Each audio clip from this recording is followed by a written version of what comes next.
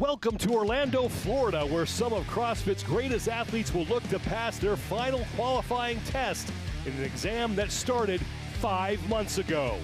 60 women, 60 men, and 40 teams have made it to the North American East Semifinal. The test is tough and the spots are few, but for those left standing, the reward is oh so sweet. Who will punch their ticket to the 2023 CrossFit Games in Madison? 7 semifinals in 3 weeks. The NOBULL CrossFit Semifinals begin now. In-person competition is finally here. For the last 3 months, the fittest athletes in the world have toiled inside the 4 walls of their affiliates. That is over. Welcome to the 2023 NOBULL CrossFit Games Semifinals. We are in Orlando, Florida, home of the North American East Semifinals, presented by Rogue. Thanks for being with us, everybody. I'm Sean Woodland with Chase Ingram and Adrian Conway. And guys, no more doing these tests at a time of your choosing with your gear and your comfortable little setting. You got to show up, put up, or shut up. Getting outside the affiliate and onto the competition floor. Semifinal season is finally here. That's right. We're going to see who the real gamers are. Let's take a look at the season so far. This started way back in February. On February 16th, the first open test was announced, and then we had 3 weeks of 3 tests, and we narrowed the field down from there. After the Worldwide Open, the top 10% of individuals and the top 25% of teams advanced to the quarterfinals, March 16th through April 2nd, and that has brought us here to the semifinals.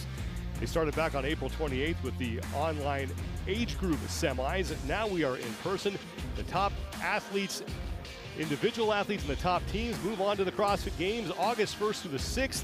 6 days and we will crown the fittest man, woman, and team on earth. This is week 1 of 3 for the semifinals. 23 total spots up for grabs here at the North America East Semifinal. Africa also going over the next 3 days. Then week 2, 3 total semifinals, and then we close things out in week number 3 with Europe and in Asia. Of course, the big news coming into the North America East Semifinal is not about who is here, but who is not. Mallory O'Brien announced earlier this week that she will not be competing for the remainder of the season, and this has a seismic effect on the women's competitive landscape. Yeah, if we look at the competitive landscape only, this is the 3rd major domino on the women's side to fall this year. Haley Adams, Tia Toomey, and Mal O'Brien, 2 podium spots, 1st and 2nd, off the table. So it's wide open this year. And Mal O'Brien took to her Instagram account on Tuesday to make the announcement that you see on her screen. And of course, we wish her all the best. There are plenty of talented competitors here who are now vying for that top spot on the podium, as Mallory O'Brien was the favorite to stand there. And the top women here in this semifinal who are vying for the win here in Orlando, they also have podium aspirations. Brooke Wells, Danielle Brandon, and Emma Lawson have all done very well at the games in the past. They are trying to get themselves onto the podium in Wisconsin. Let's look at Brooke Wells right off the bat and talk about one of the greatest comebacks from injury in the history of our sport.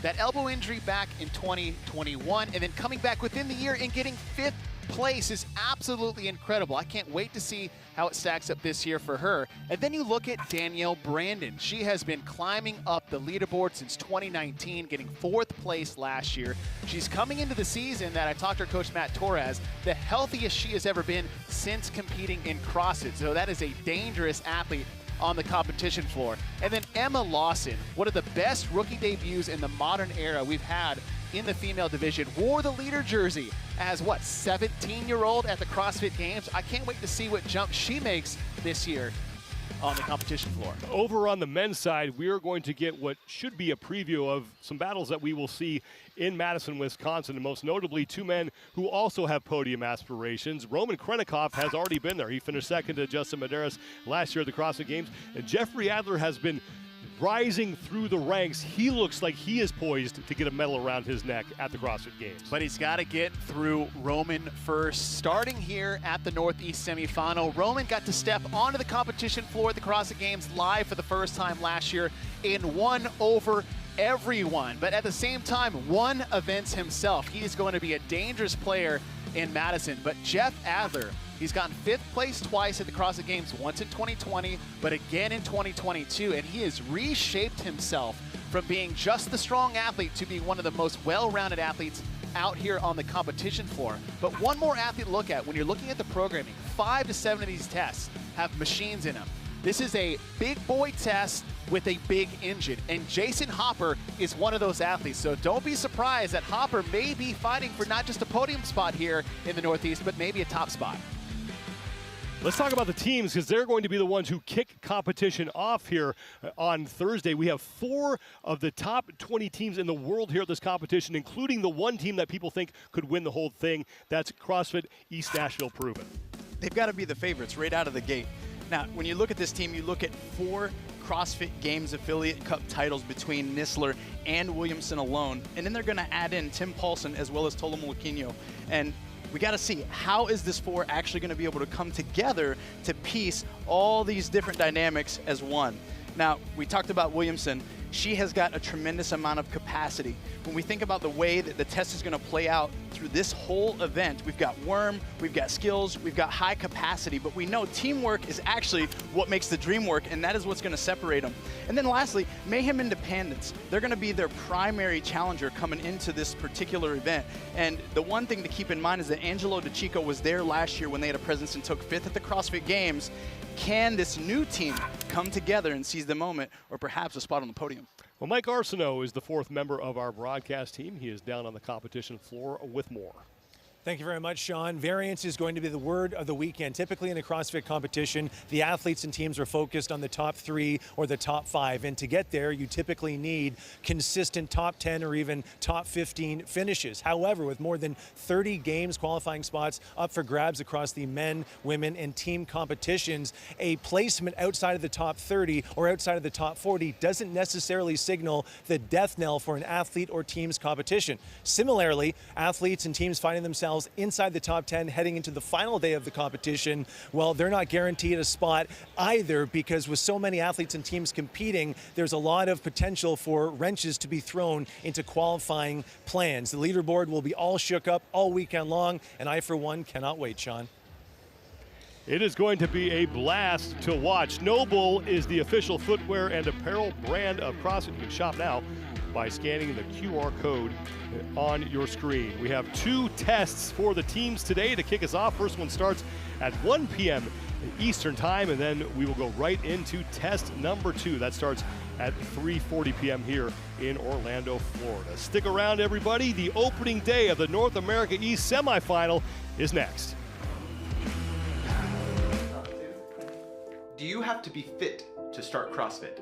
Oh, that's so not true. I couldn't do 1 push-up. I couldn't run 400 meters. I was out of shape. I was almost 300 pounds. I heard of CrossFit, but I had no clue what it was. CrossFit showed me a whole new level of what my body can do. Nobody starts out CrossFit fit. You got to start from somewhere. It just takes one day to go inside and try it out. One time, and then you'll know that you can.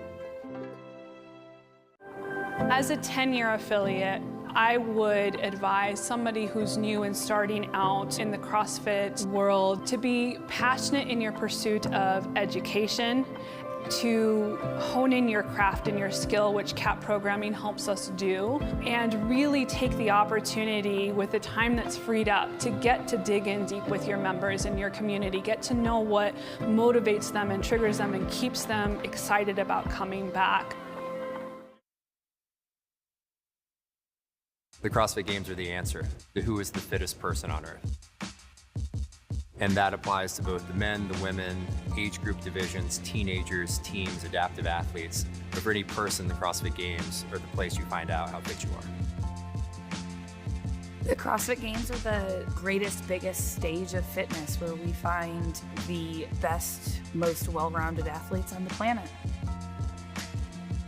The cool thing about the CrossFit Games is that you never know exactly what the test is going to be. So we literally test things from long to short to medium, from heavy to light, to no weight, to odd object, to traditional objects, to things you may have prepared for or things you may not have prepared for. And that's literally what it is. It's a test of all of your years worth of work. I think it exposes a lot of people, and the fittest are prepared for every element they're exposed to. And the games test that. It's also a festival. It's also a great time to come and see other people engaging in a lifestyle that is supporting embracing challenge. It's a showcase for what CrossFit does. 15 years ago, you had people that were strong, or people that were fast, or people that could swim. You had people that were good at the things they did, O courses, whatever they were good at. And they showed up in the environment, and you could very quickly see, like, oh yeah, that's what that person's good at, but they can't do all this other stuff. And so then the world for 15 years has been doing CrossFit, this constant, very functional movements, executed at high intensity, this thing that's just so amazing and so beautiful, but also so simple. Everybody in the room is interested in everybody else getting better. Everybody in the room is interested in, hey, it's challenging, but that's a good thing. And that's the philosophy that the community embraces. Hey, challenge is worth pursuing. Hey, it's gonna make you better. Hey, I don't know if I can do it, but it's worth giving it a shot. And that's the CrossFit Games.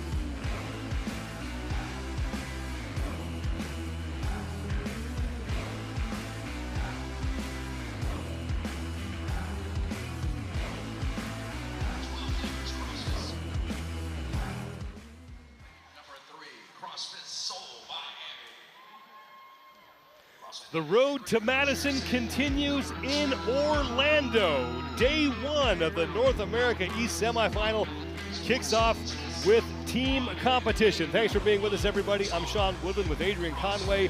Mike Arsenault is down on the competition floor. Team Test 1 is presented by the U.S. Army. And get comfortable, Adrian, because we're going to be here a while.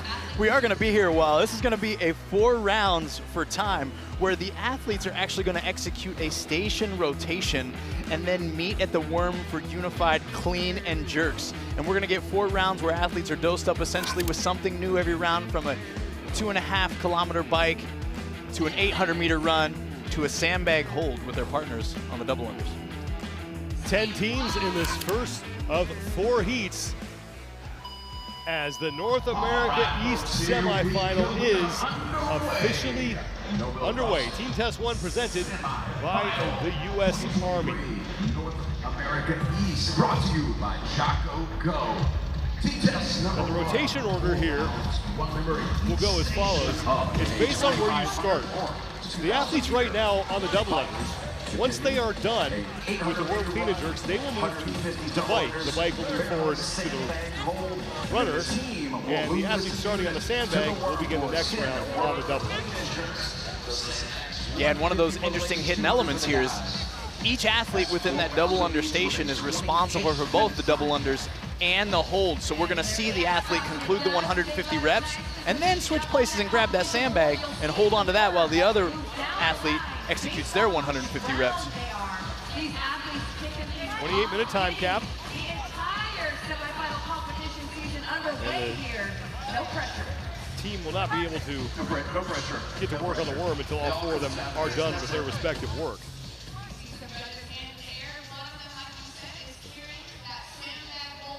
2,000 meters on the bike for the women, 2,500 meters for the men, and then an 800-meter run, 150 double unders. And then the other athlete who's not doing the double unders has to hold a 150-pound sandbag or a 200-pound sandbag.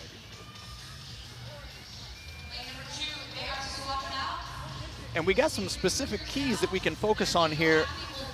You know, I think there's going to be some things that help teams have success. Start where you are weak. One thing that you'll notice is as the teams took the floor, optimally they put each and every individual where they may perhaps struggle the most so that they could do that while they're fresh versus over fatigued. And then the other one is seize the transition. Now, we haven't seen any big ones take place yet, but you're going to notice that the teams that are most smooth from their individual work to getting worm clean and jerks executed are going to create a tremendous advantage against the field. You'll see a placard that will indicate the meter distance for that particular athlete. Some teams have already rotated their athletes on the double unders and the sandbag. In lane 2 is the Ennepe Hickory Hoosiers. 25 seconds in. Again, and 8-minute time count.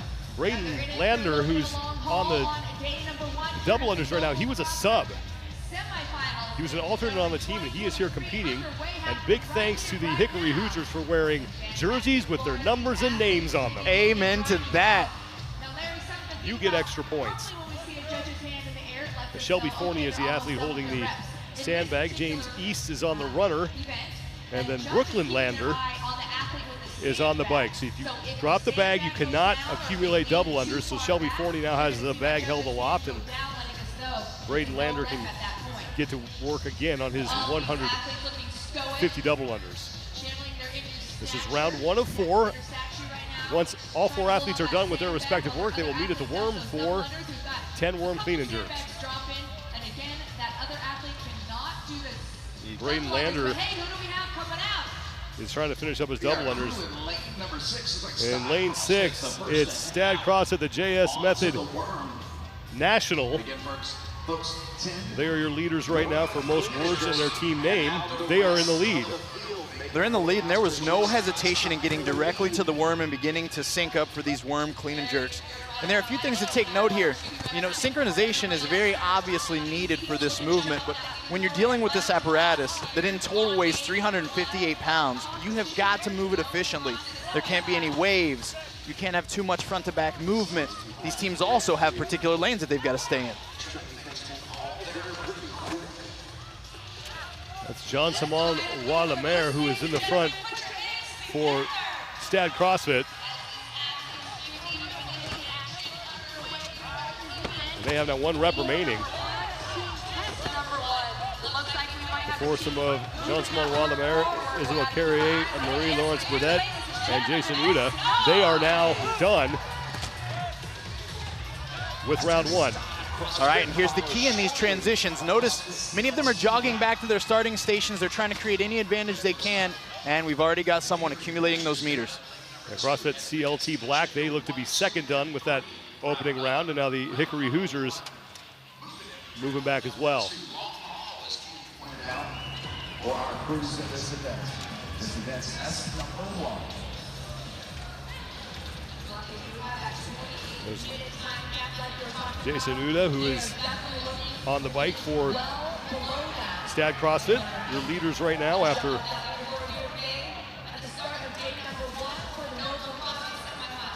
the first round of work.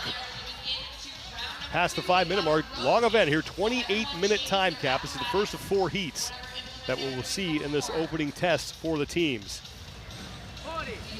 Jean-Simon Wallamer is on the double unders. That looks like it's Marie-Laurence Burdette who is holding the bag for Stad CrossFit. And you're already noticing some variance there in the body posture and the position when they hold that bag. If any of you are out there watching this broadcast that have familiarity with a sandbag, hold it on your belly. When you're trying to breathe hard, it's not an easy task. 150 double unders you need to accumulate. You can only get reps counted while your partner has that bag held.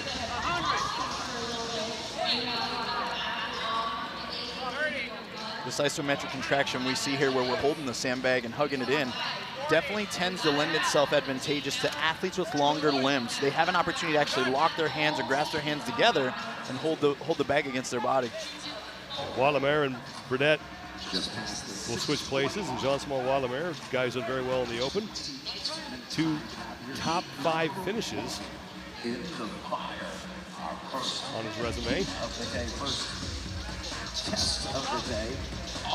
So every team is on to their second round here.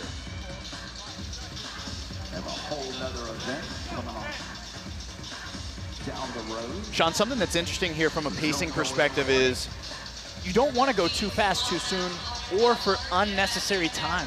A lot of traps that exist in a test like this is that you think when it's your turn to run, you need to run as fast as you can. But in fact, you only need to run as fast as your teammate can bike, and you only need to bike as fast as your teammates can execute these double unders and sandbag holds.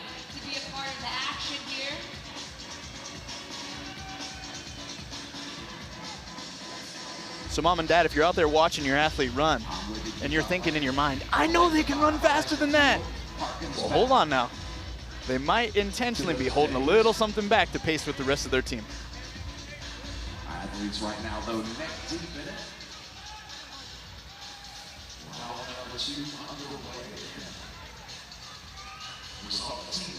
Your leaders after round 1 on your screen now.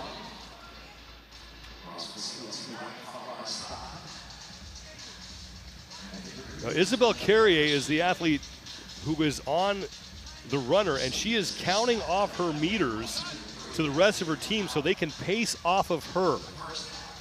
Communication, one of the key elements to success here on the competition floor, and it's going to come in handy because it creates that urgency within them when they know she's getting close, but it also allows them to relax when they know she's still got some meters to accumulate and their work is almost done.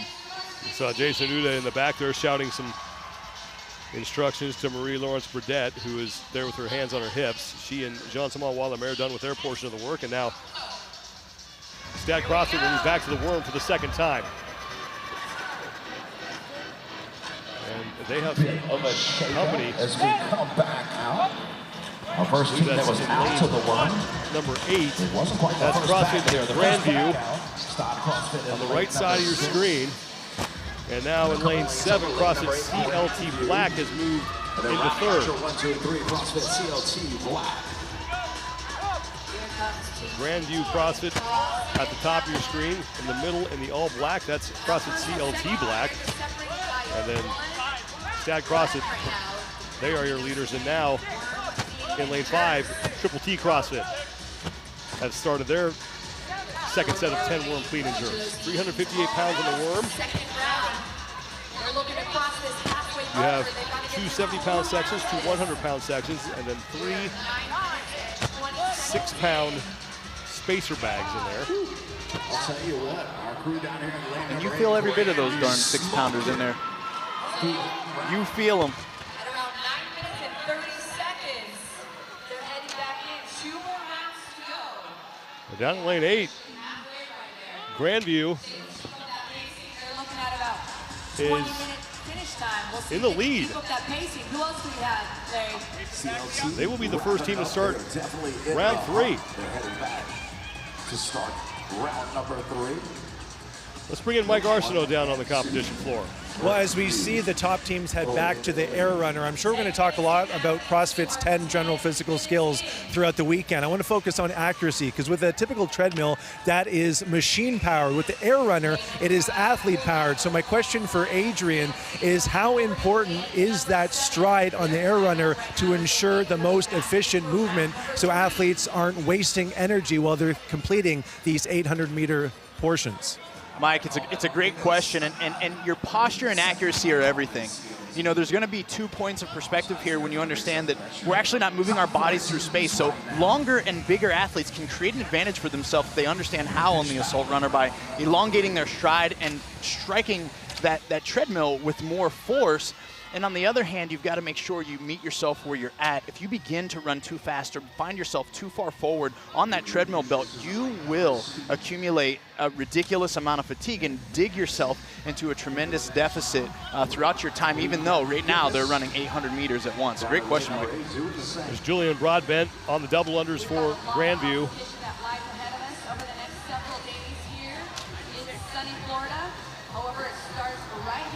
Broadbent has been taking numerous breaks on this set.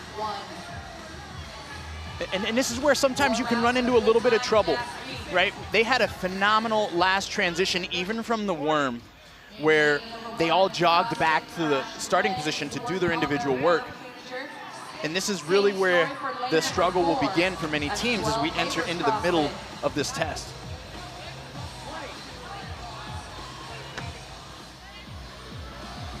Back in lane 6, Stad CrossFit, they are battling CrossFit Grandview for the lead here in this opening heat. Correction, that was Tar Heel CrossFit over in lane number 1. And now it's Jason Oud who's on the runner in the black shirt, and he is counting his meters off to his teammates as they will pace off of him. Marie-Laurence Burdette holding the bag, and Isabelle Carrier on the double unders. And that leaves Jean-Simon Wallamer in the back there on the bike.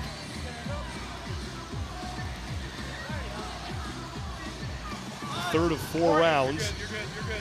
Now, Sean, one thing to be mindful of is look at these extra jump ropes here surrounding the athletes doing double unders.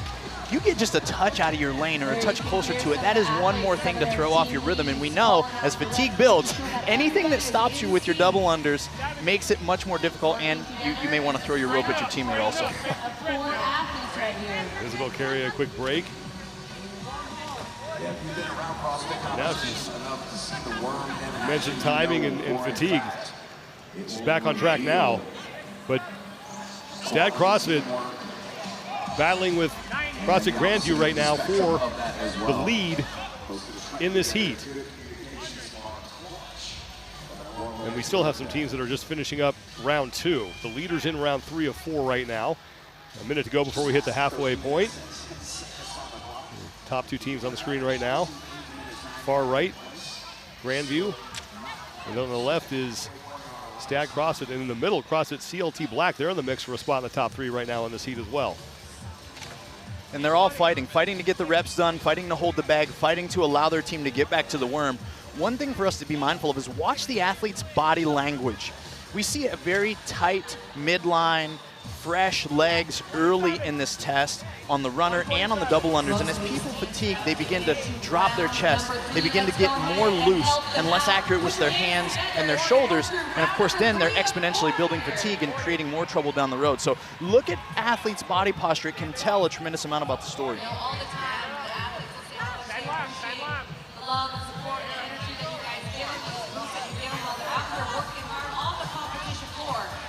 Carrier working on her double unders. Nathan Irby on the right side for Grandview, closing out his set, and now they will move to the worm for the 3rd time. So Grandview back in the lead. They briefly surrendered it to Stad CrossFit in that last round. Now 10 more worm clean and jerks. To the worm. Yeah, and it's good to see. It looked like Julianne Broadbent was beginning to struggle with those dubs, and then for her to be able to recuperate and recover and get them back on the path that they started that last round with is a big deal.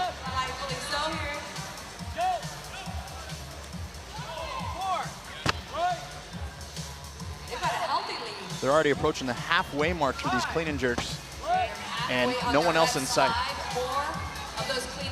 That communication's important there, right? She started to notice a buffer. Her heart rate got high. She got uncomfortable. She paused the team and then allowed them to take a breather. Pardon me, Adrian. CLT Black and Stad CrossFit working their way back to the worm. So there's the battle for 2nd place in this heat as Grandview has really opened a lead here. They may finish this before any of the other teams get a rep in. Now CLT Black is able to knock out 1 rep, as is Stad CrossFit. Grandview has 1 remaining. Here's what's even more interesting about this whole event than we've ever experienced in years past. With all the extra spots on the line, Sean, every second matters and every spot matters, even in these initial heats that are going to have a tremendous impact on the score. So Grandview can't just be concerned about the people to the left and to the right. They're really racing the clock. Grandview has moved back to their stations by the machines for the fourth and final round. And stop battling it out. Irby is back on the double unders. DDT CrossFit Triple T's. And Carrie Ann Gold is the woman holding the bag in the box on the right side of your screen. CrossFit CLT Black and Stad CrossFit on the left, fighting for second place, and that is where CLT will be as they head back for the fourth and final round. Who's able to begin their fourth and final round as well. They are joining our leaders, CrossFit Grandview team. And you see Carrie Ann Gold, she took a breather for a second with the bag on her knees, didn't bother dropping it to the ground. You know, that's a really smart way to conserve some energy while your partner can rest for their double unders. You don't want to have to re-clean that bag to your belly when you can just rest it on your knees. Grandview has about a 50-second lead right now. To kick off round number 4. So that's stage 1, 2, and 3 as they make their way to the sandbag. CLT Black in second place ahead of Stad CrossFit. 1, CrossFit Grandview team. And then it is 2, CrossFit CLT Black. And then Top 3 teams in lane number 6, rounding out your top on your screen right now. Final round 4, Stad CrossFit. Card Lanfer in the middle of your screen for CLT Black on the double unders.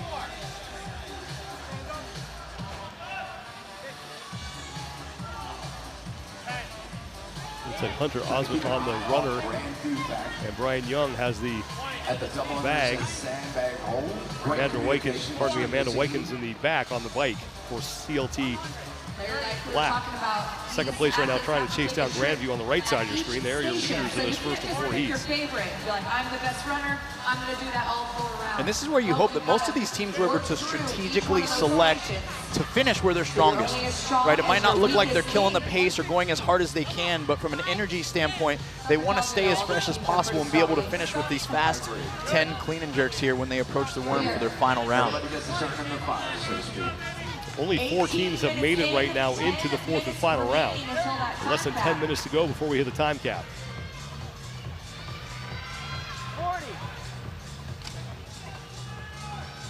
Triple T CrossFit has just finished up round 2, or round 3, pardon me. CrossFit advancing into the fourth and final round. Smart there by Carrie Ann Gold, kicking the ropes out of the way, clearing space so she can spin her rope.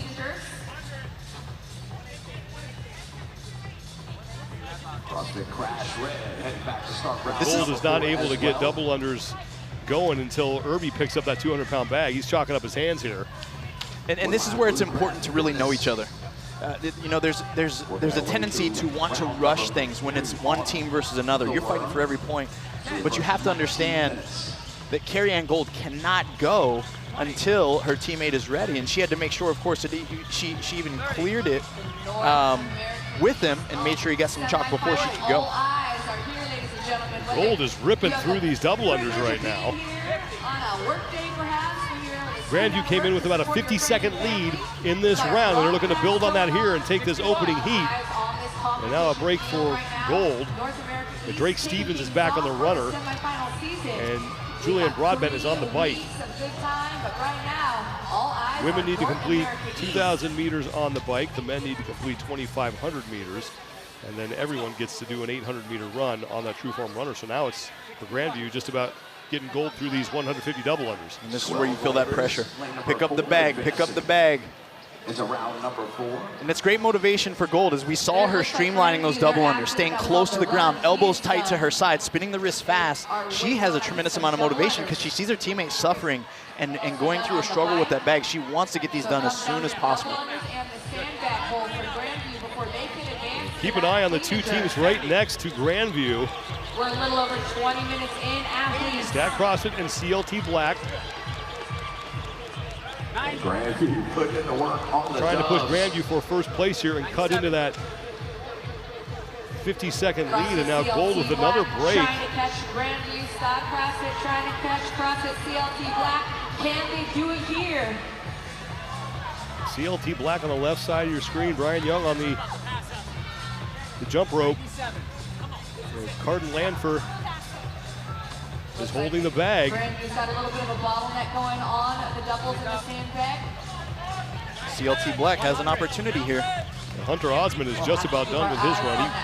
He walked off the last couple of meters there, and now they will wait for more no reps. The Gold is starting to struggle here with the double unders. This could be opening the door for CLT Black and Stad CrossFit to get back in the fight for first place in this heat. Less than 7 minutes to go. Yeah, and it's the bag that's creating the trouble here. Gold's ready to rock. She's ready to finish these dubs, but she has to make sure that her teammate has the bag in the proper position. They've received a few no reps because it was resting on his legs. Nathan Irby really struggling with that 200-pound bag, and Gold is just trying to get these done as quickly as she possibly can and doing a great job of getting through them. Hand in the air for her judge, and Gold is through. And Grandview is making their way to the worm for the final time. Here comes CLT Black right behind them.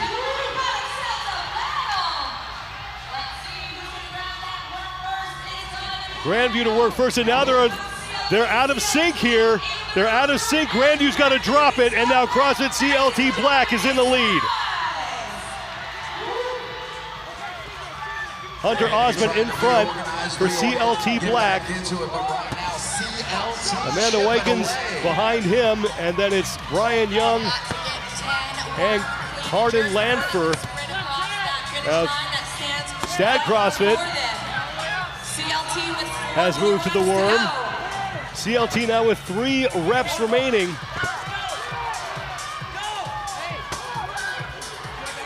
CLT with 2 more reps to go.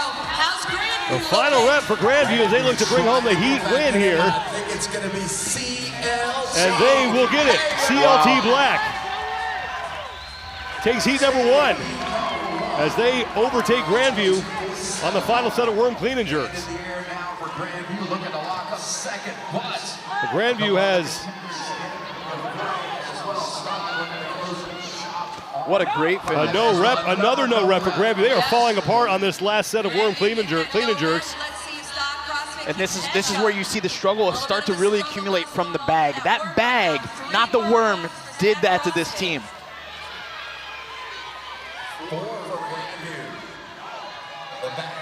Stad CrossFit in the middle. Their female athletes wearing the pink tops. They have a chance now to finish second in this heat. And now they get a no rep. 2 reps remaining for them. Grandview down to 2 as well. They are on the right side of the screen. Triple T CrossFit and the CrossFit NP Hickory Hoosiers are starting to creep up here. The Stad is done. They will take second place in the heat. So Grandview goes from having a 50-second lead to now looking at a third place finish in the heat. But keep an eye on the team on the far left side of your screen. That's Triple T CrossFit. They're sneaking up, and at the far end of the floor, you can't see them now. The NP Hickory Hoosiers, they've really put on a charge here late, looking to finish inside the top 5. Wow. Triple T is in, and now Grandview got another no rep. So Grandview is now looking to finish in 5th place as the Hickory Hoosiers came across as well. And this is an example of redlining. We've all done it. We've all been there at some point, close to the end of the workout, perhaps sometimes right in the middle, where you go just a tad too fast too soon, where you hold on too long when you should have took one more break, and it affects you the rest of the workout, in this case, the rest of the test. Now Grandview is in. We've got 3 minutes. Athletes, you have 3 minutes remaining before that time cap gets you.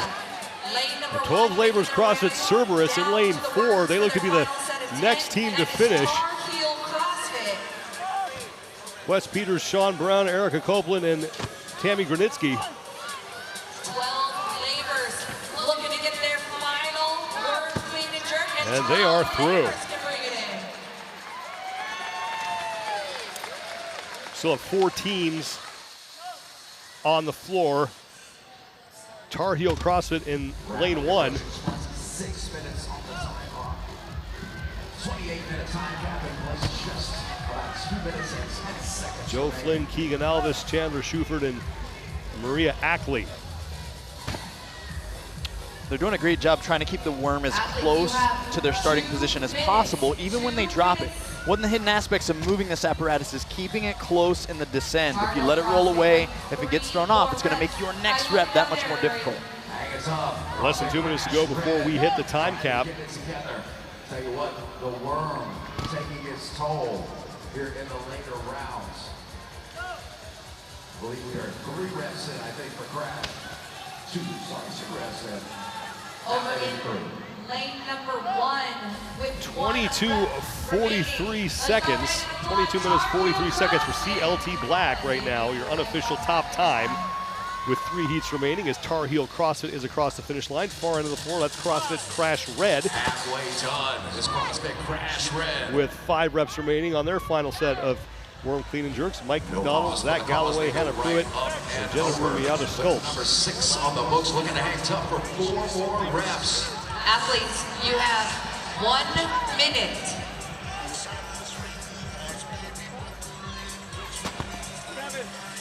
Seven reps in his Crash Red. Less than a minute to go before we close out this first of 4 heats here at CLT Black. Gets the heat win. On deck to potentially finish this up just under that time cap. Only 40 seconds before we hit this time cap. 1 rep to go. Final rep Ladies and gentlemen, let's make some noise for CrossFit Crash Red, and that will leave 30 seconds. just one team looking to get time capped, and that's CrossFit Seoul Miami.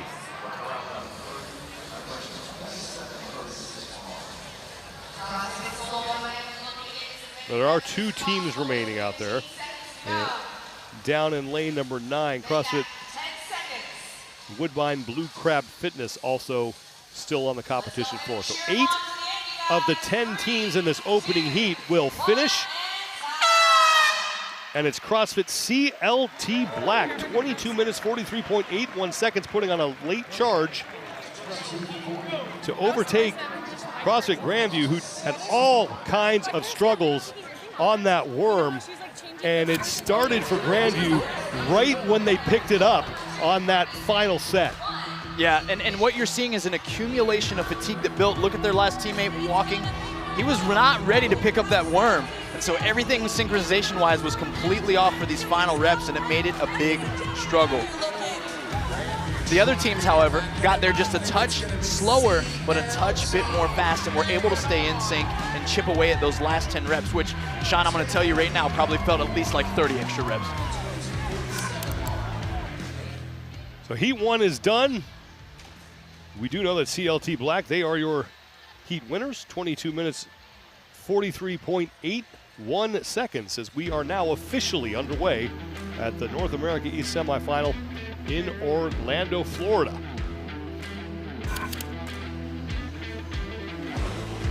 Stat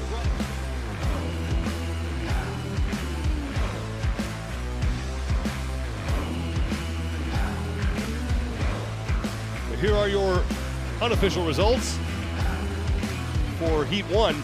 The Grandview, they had a 50-second lead over everybody else in round 3. They wind up finishing in 25 minutes, so more than 2 minutes back of CLT Black, the team that takes heat number 1.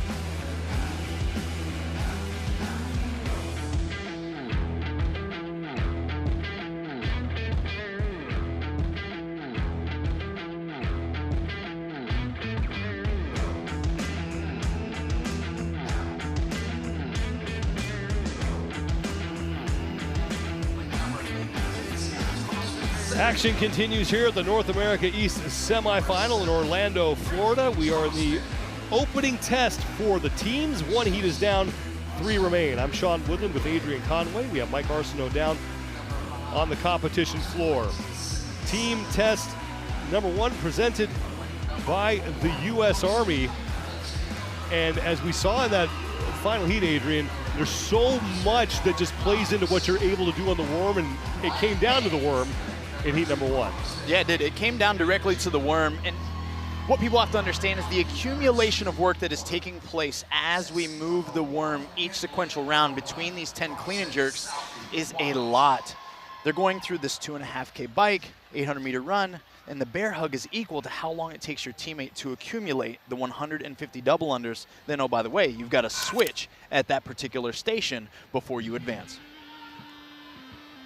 10 more teams on the floor for this second of 4 heats. The time to beat out of heat number 1, we just saw that put up from CLT Black, 22 minutes, 43.81 seconds. 10 seconds. Stand by. Heat 2 is underway, and if you are just joining us and missed the beginning of heat number 1, the rotation order is based on where you started the last round. So as we see this round begin, the athletes who are starting on the double unders, when we start round 2, they will be on the bike.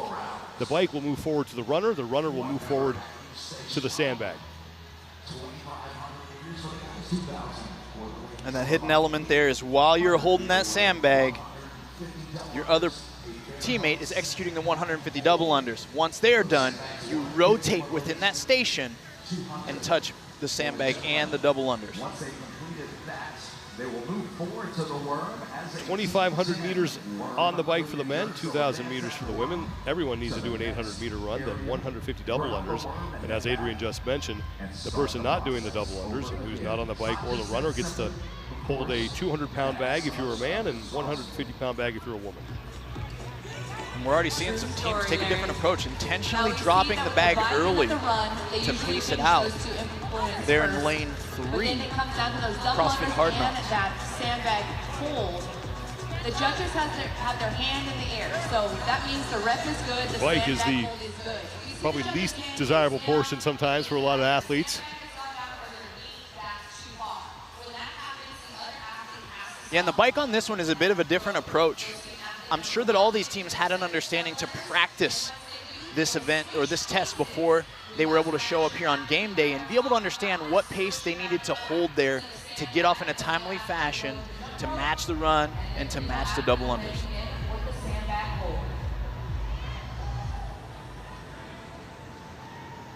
This event with that 28-minute time cap. Larry, I think you said the time to beat was around 24 minutes. It was 22:43, quick, fast, and in a hurry by CrossFit. And the athletes on the bag and the double unders will switch within the round.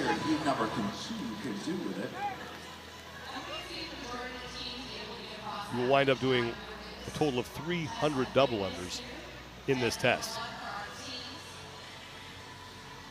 Which is nothing to ignore when you also know that each athlete has to execute an 800-meter run. They're both a form of bounding, right? A plyometric movement that can be very ballistic on the lower legs, the feet. If you haven't been putting in the time running, it's not only going to hurt you on the runner, but it's going to actually affect the way that you bound and jump.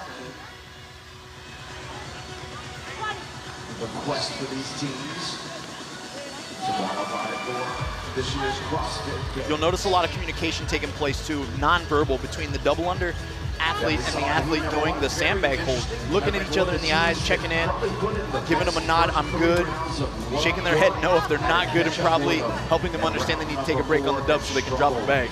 So look at CrossFit Hype, the takeover. Rob Thomas, Tara Demers, Kayla Stefano, and Ben Manganaro. Throughout this particular test. A lot of fitness to be had this down in lane 1, CrossFit Southie White. White. 2 of 4. Looks like we've got our first team. Looks like we got some making their way jump rope problems going on here in lane 1.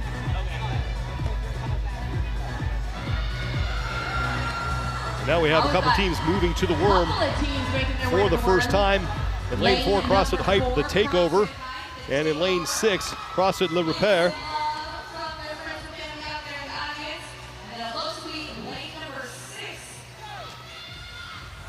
Yes, ma'am, I believe you're correct. The 10 worm clean and jerks here. That worm weighs 358 pounds. 2 70-pound sections, 2 100-pound sections, and then 3 6-pound filler bags. It sounded right in my head before it's 11 feet long. So doesn't sound right now. The rest of the heat now. This is our first look at these groups of teams getting a shot at the worm. Some things to keep in mind is controlling that thing and keeping it close to the team as an entire unit, making sure that there's no whipping of the worm on the front or back. From side to side is, of course, that you got to adjust it before the next rep. CrossFit Hype just got hit with a no rep. You saw their judge explaining that they did not fully open their hips at the top of that rep. First round, probably a little bit quicker. We'll keep our eye on the clock, see what time they get through round number 1. Here we It's go. going to be CrossFit Le Repere who is moving the worm first. And they will begin round 2 ahead of everybody else. The foursome of Stéphane Cossette, Félix Anton Lemay, Jessica Nadeau, and Audrey Anne Père Dupuis. And rounding out your top 3 there in lane number 7, 3 Kings CrossFit.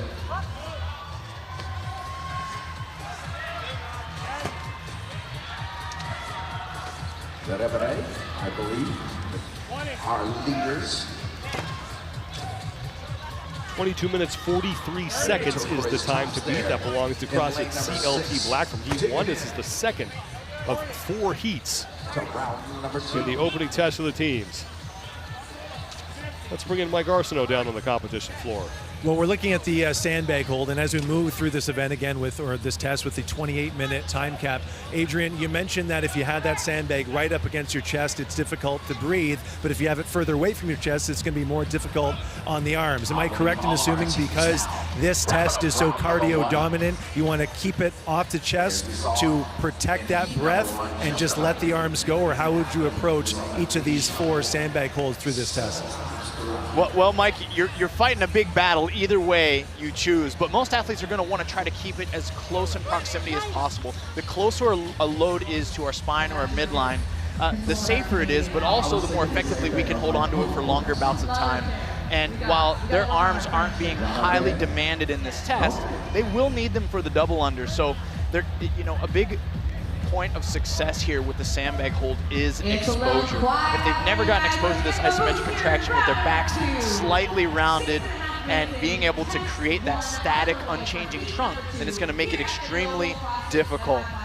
So Rob Thomas in the blue shirt holding the bag for CrossFit Hype to take over.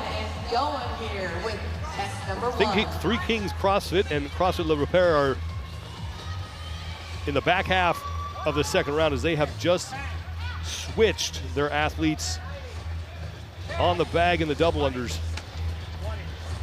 Le Repere is on the left, 3 Kings CrossFit on the right. 2 rounds in, and we already get to see some quite different body language and postural changes from some of the athletes, even as they break halfway on their double unders.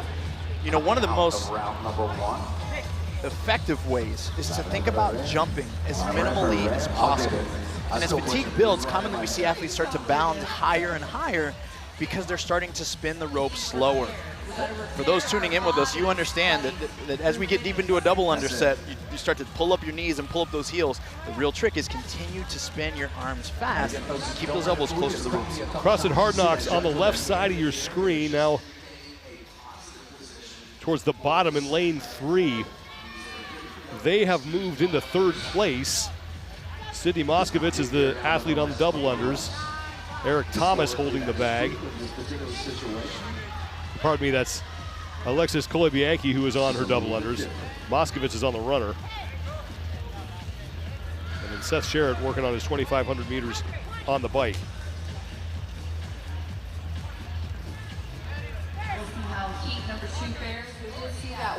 Your leaders in this second of 4 heats. CrossFit Le Repere on the left, 3 Kings CrossFit on the right.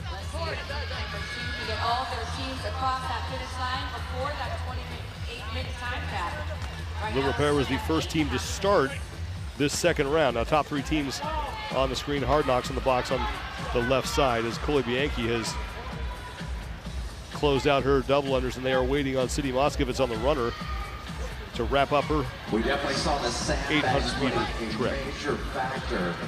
In heat number 1. And that's where we want to consider pacing in practice. And now in lane 7, Three Kings CrossFit. They will be the first team back to the worm for the second time. Dylan Boss, Kayla Alnagar, Marina Clark, and Chris Berger. Dylan Boss in front for his team. And now here comes CrossFit Hype, the takeover. So it is 1, Three Kings CrossFit, 2, CrossFit Hype, and then here we go, rounding out our top 3 for this And now in lane 3, CrossFit Hard Knocks. So Le Repair, the team that was in the lead there in the first round, they have fallen way back here in round 2. And they are done as Le Repair. You're going to see them join these 3 teams at the worm. So there's Three Kings CrossFit at the top of your screen. First team to the worm here. And they are now done with round 2. Yeah, they made short work of those 10. They have a great pace going right now, at least from what it seems. But we also saw from the last heat that things can be doing really, really well through the first 3 rounds and then take a turn for the worse in the 4th.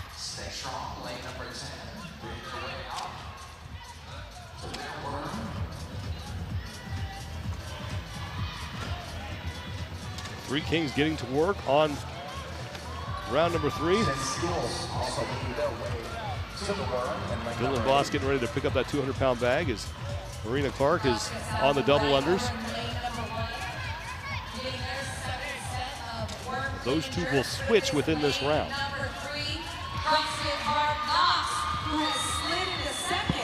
CrossFit Hard Knocks in lane 3, they have moved into a tie with CrossFit Hype, the takeover, right next to them in lane 4.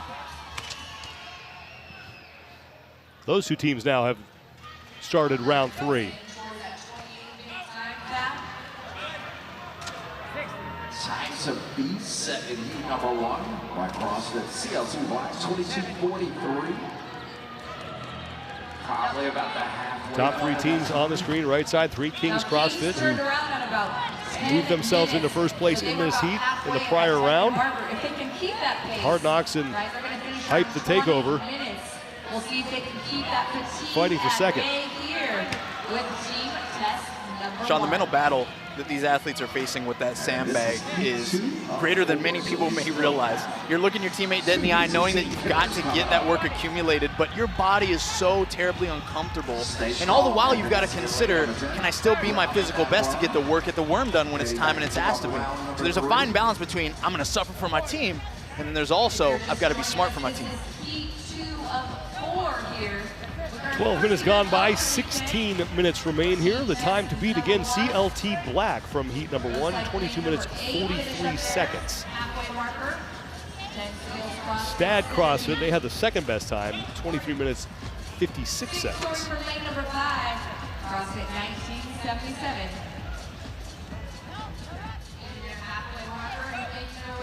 CrossFit Hype to take over, currently fighting with Hard Knocks for second place in this heat. As Tara Demers holding that bag, and Rob Thomas is working on his 150 double unders. Kayla Stefano is on the runner, and Ben Manganaro is on the bike.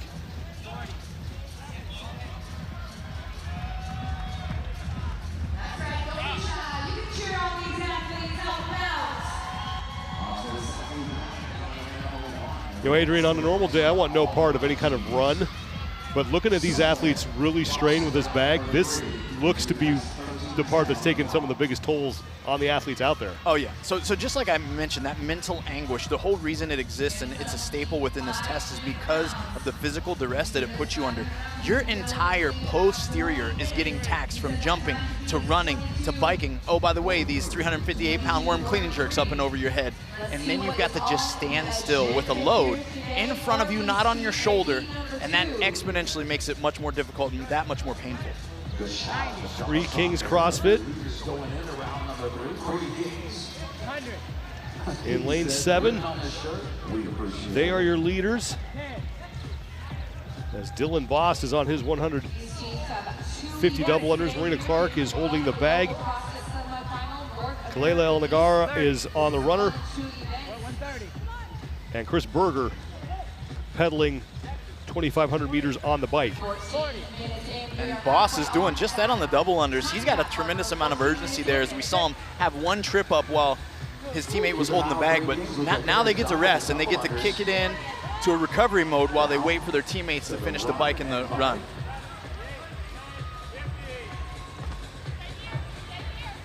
And in my opinion, this is big here from a strategic perspective. I would love to get my athlete on the bag as much rest as possible before they got to get back to the worm, because that's really where you can run into trouble if they're last and they're blowing themselves up and they're under duress, and then you got to help them run down to the worm and then find a way to make the next reps happen.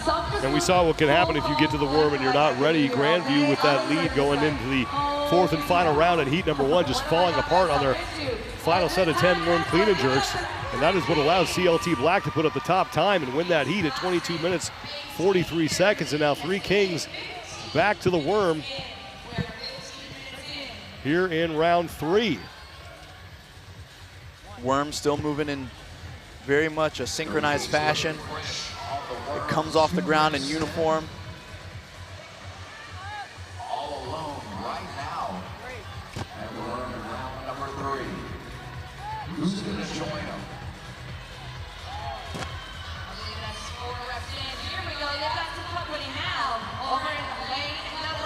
And now in lane 3, Hard Knocks has moved ahead of CrossFit Hype, the takeover, for 2nd place.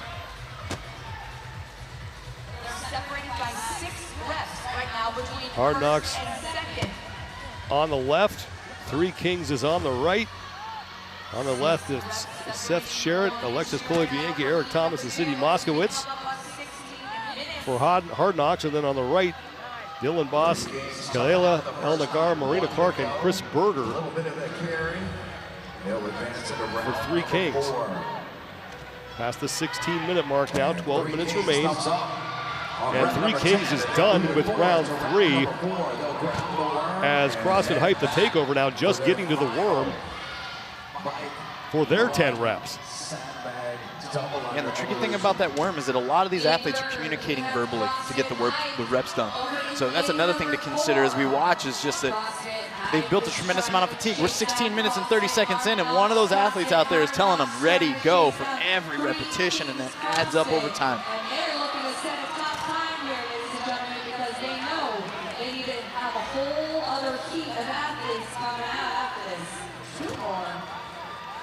Three Kings on the right side.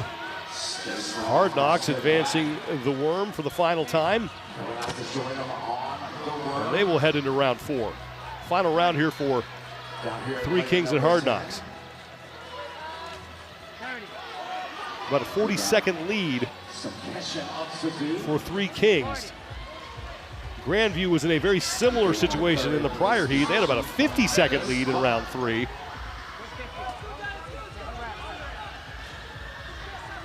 And then watch that quickly disappear. Yeah, and I'm watching Three Kings runner, and the body language that I'm reading is suffer, suffer, suffer. Eric Thomas is on the runner for Hard Knocks. And it's Chris Berger on the runner for Three Kings CrossFit.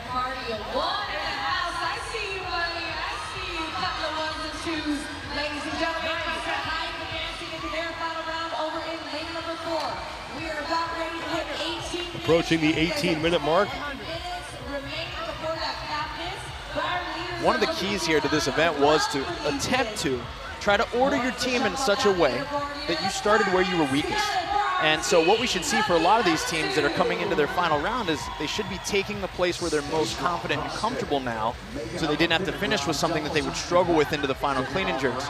But it could be telling on how did they strategically set up, who started where, and was it the optimal way? Dylan Boss on the right side of your screen is on the double unders for Three Kings, and that's his second trip up that we've seen here in the past couple minute or so. Now he seems to be in rhythm. Kalele Alnagar is the woman who is holding the bag, and now she and Boss will rest.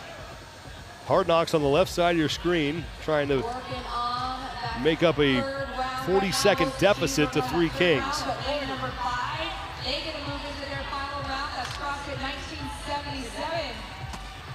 22 minutes, 43 seconds. That is your top time from CLT CrossFit Black in heat number 1.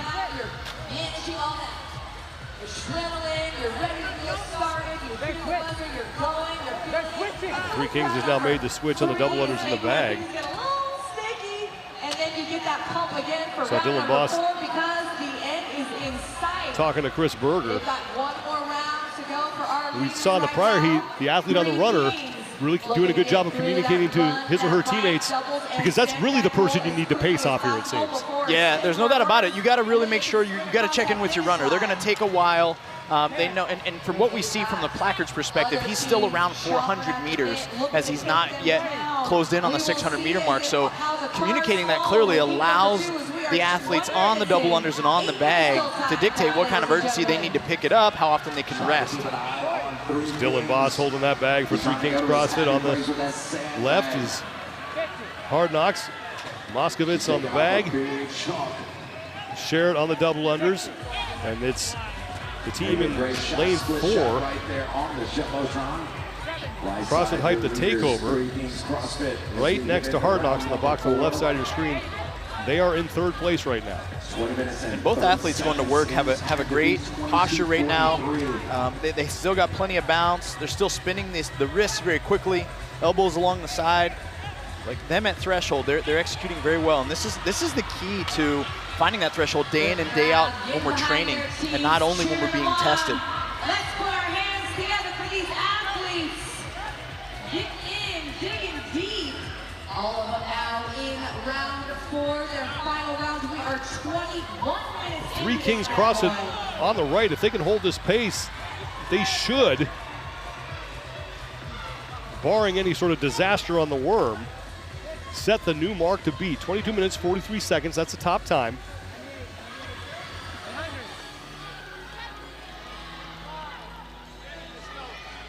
That time to be drawing closer and closer. 22:43, the mark. Will we see a team? Take that back. They're going to have to push the pace here in order to make that. It doesn't look like it's going to happen for them. Yeah, they'd have to really increase at least the output that we've seen so far. I thought they were farther along than they were, so they're now looking to get in ahead of Stad CrossFit. They have the next best time at 23:56. The Three Kings back to the worm.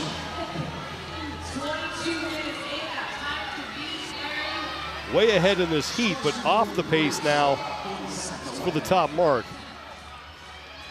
All right, and this is what we got to pay attention to. We know that Dylan just got off that bag, and he is in the front of the worm. The front of the worm, if you've never experienced it, seems like that thing is almost about 30 pounds heavier. And they had to switch, so that was a no repetition. They had to switch who was in the lead. Again, a strategic move. Give Dylan a little bit of reprieve to move him in the middle of the worm. Chris Berger and Dylan Boss swapping there. The CrossFit CLT Black, they're going to hang on to the top time. Here comes Hard Knocks in 2nd place in the heat. 23 minutes, 56.99 seconds. That is the 2nd best time right now.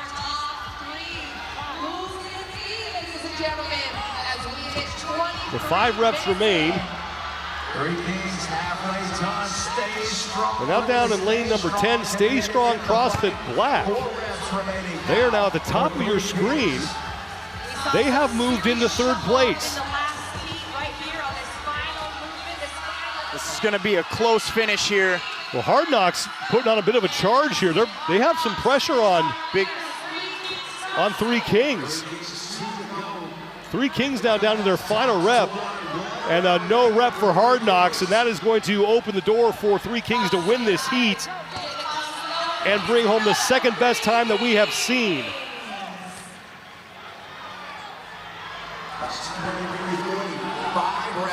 I'm going to say that last sandbag hold is the Grim Reaper. Lane number 3 with one. It's just taking casualties. Hard Knocks is in second place in the heat. Athletes, you have 4 minutes remaining. With 23 minutes, We've got 4 reps remaining. 37.41 seconds for Three Kings. That moves them into second place overall. Hard Knocks is now in third place overall, 23:52.19, and CLT CrossFit Black still your top time. As Stay Strong CrossFit Black, they are across. John Finn III, Pat Finn, Sammy Corzelli, and Taylor Koss are in.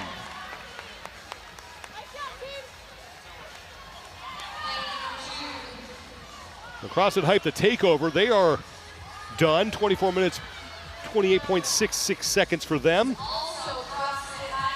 As we are approaching the 25-minute mark, 28-minute time cap here, second of 4 heats in test number 1 for the teams.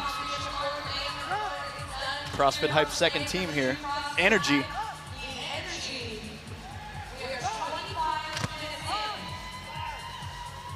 Jeremy Morgenbesser, RJ Baldoni, Katie Canning, and Jenny Hunt on the worm for CrossFit Hype the Energy. That was close to missed time there. Leader needed a second. They're the only team on the worm right now.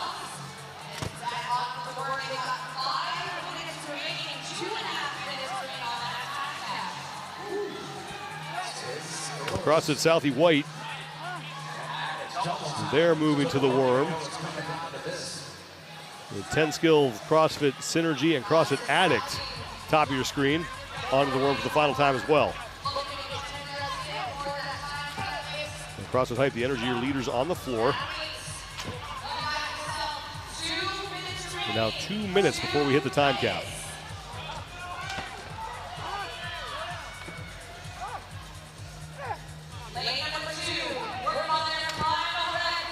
The CrossFit Hype, the Energy, they are across. 5 reps in for CrossFit Addict in lane number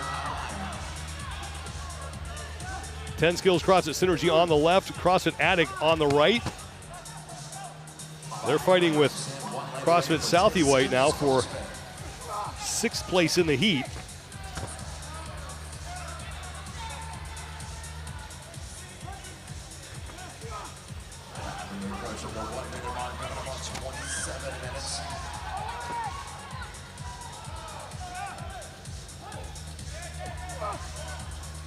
Oh man, we saw almost all momentum in that last clean and jerk there on the right. Lose.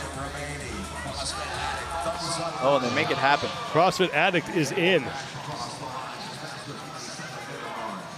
Final rep for 10 Skills CrossFit Synergy. They are through.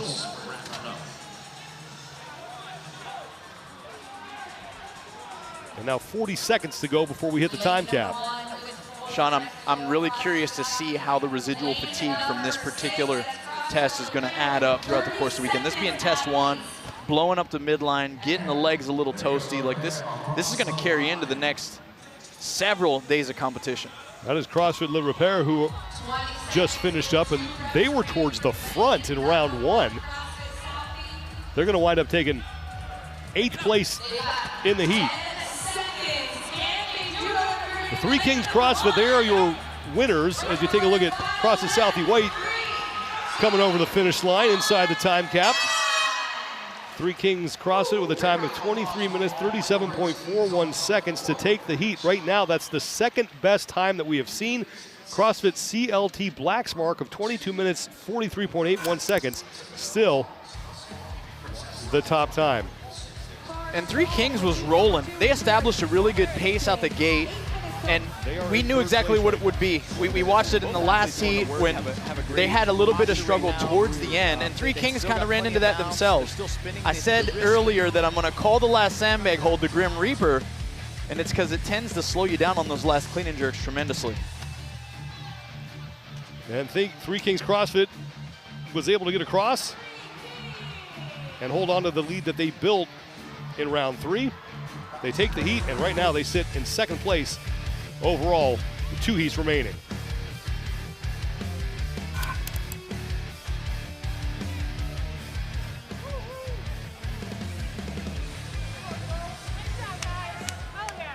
Way to finish that shit. Good job, guys.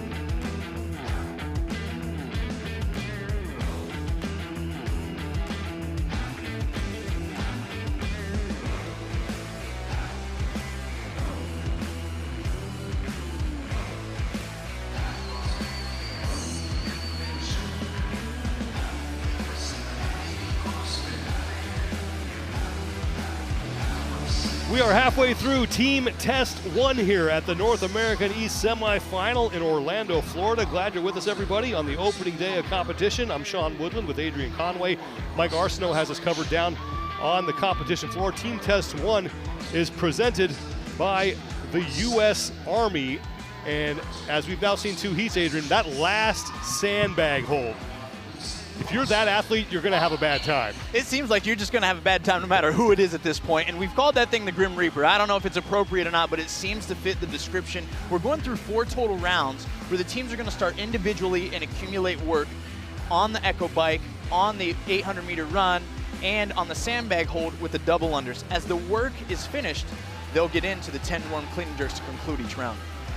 10 more teams on the competition floor, and through 2 heats, Lane 7 has won both heats, and that's where we find AB CrossFit Mayhem, a team, if you remember last year, some people didn't pay a lot of attention to them, wound up qualifying out of the Mid-Atlantic CrossFit Challenge. That's right, they qualified last year, and they finished 23 in the world. Not bad for being, quote-unquote, the underdog. So how can that be our team to watch here in this heat? So Mario Santaella acknowledge the fans here. With 22 minutes, 43.81 seconds, that is the time to beat that has stood since heat number 1 from CLT CrossFit Black.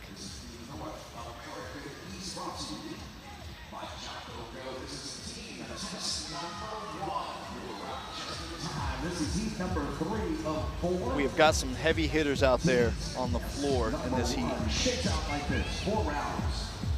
4 time with one member of the team at each of the stations. 2,500 or 2,000 meters on the bike. As you're looking at the floor now, the athletes who are on the double unders right now, they started on the double unders. In the beginning of round 2, they will move to the bike. The bike will move forward to the runner, and the runner will move forward to the bag. For 10, a warm clean and jerks.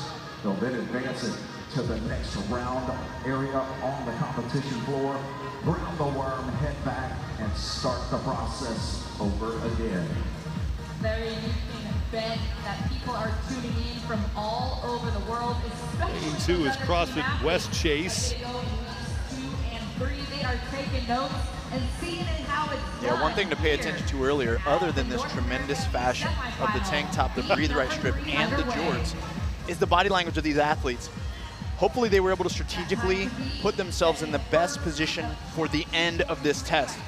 So athletes often should be starting where they might find themselves struggle the most as fatigue starts to build.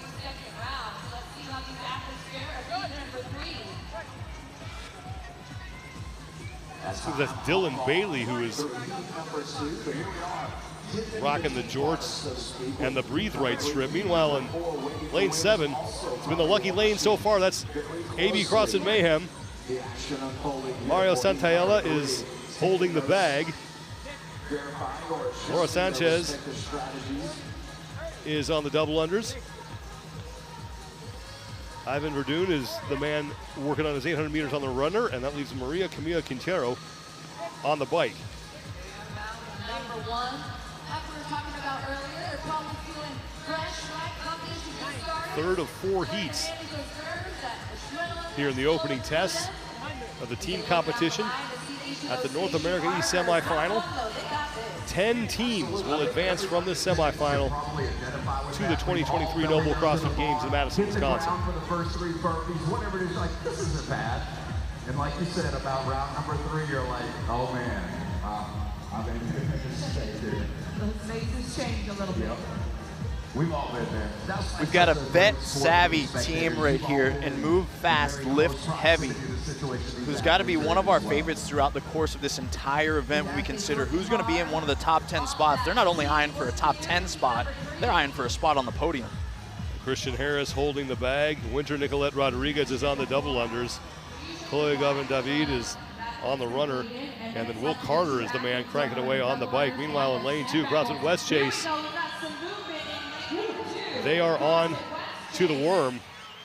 And Aaron Hanna moving into the front. AB CrossFit Mayhem in lane 7. They are on to the worm.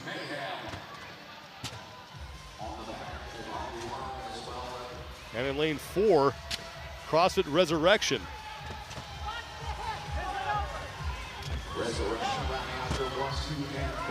AB CrossFit Mayhem on the right side of your screen. Lanes 2, 3, and 4 on the left. West Chase, CrossFit Move Fast, Lift Heavy 24/7, and CrossFit Resurrection. And now every team has gotten to the worm for the first time. And one thing you'll notice, Sean, is as we watched Mayhem execute those worm reps, they weren't just moving it, but they were moving it fast. From the time it lifted off the ground to landed on the floor on the opposite side, that really shows a lot of their capacity with that particular apparatus. AB CrossFit Mayhem, they are in the lead after the first round, and CrossFit West Chase closely behind them in second place. And so far, lane number 7 has been the winning lane in the first 2 heats, and AB CrossFit, they have an early lead. Move fast, lift heavy, 24/7. 40.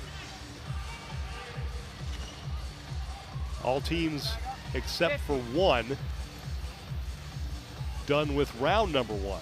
The ebb and flow of fitness is well 22 minutes, 43.81 seconds from heat number 1, CLT CrossFit Black. That is our top time. 1 heat remains after this.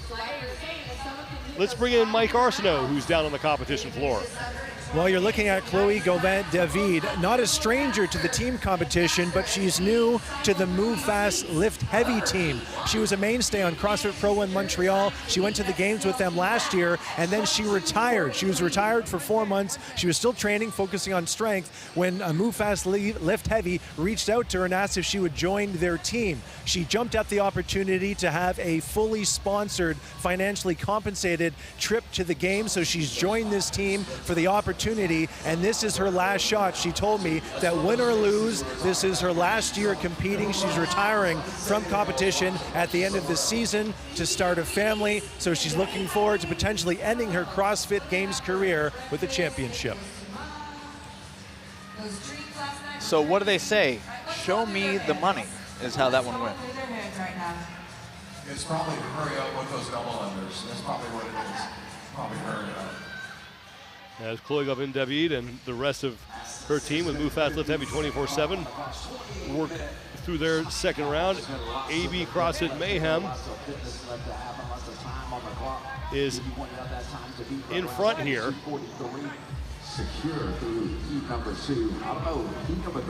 Laura Sanchez on the bag. I believe that's Ivan Verdun on the double unders. Yeah, and you notice between Laura and Ivan, shorter statured athletes, that bag takes a toll, right? When you've got to reach your arms around there to try to grasp it in maybe a foreign way or a different way than someone with longer limbs, it's going to fatigue your midline more. You've got to round your shoulders forward more instead of being in that neutral position that we train in so often. You guys, let's give these teams a boost here in round number 2. 7 minutes in. 90. We haven't seen either athlete break though, and they're still looking smooth as Ivan chips away at these double unders.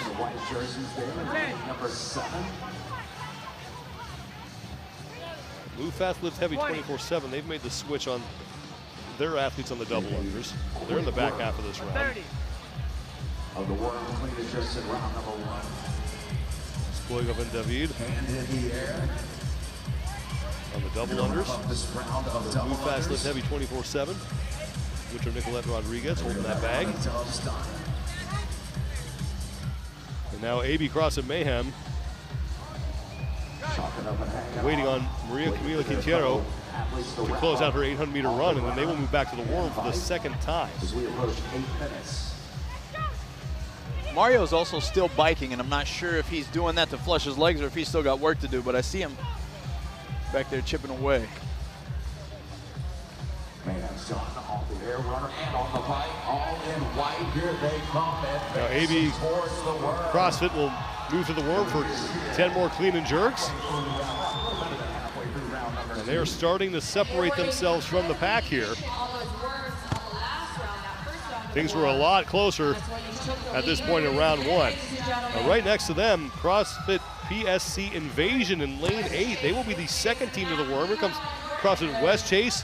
And now Move Fast Lift Heavy 24/7 onto the worm as well.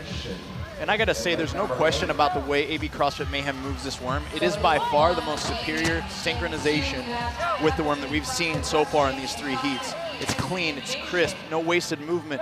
It hardly spends any time on the ground. CrossFit West Chase with Aaron Hanna in front. Yeah, with a good pace here as well. Former Indy Games athlete, was there in 2015 when I was there competing as an individual.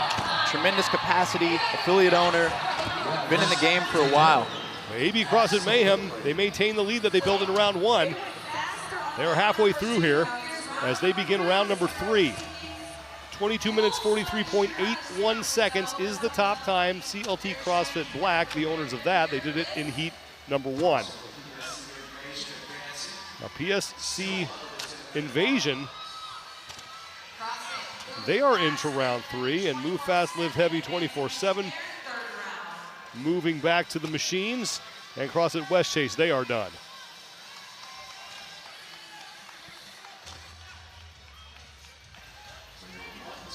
The top 4 teams all in round 3 of 4 right now.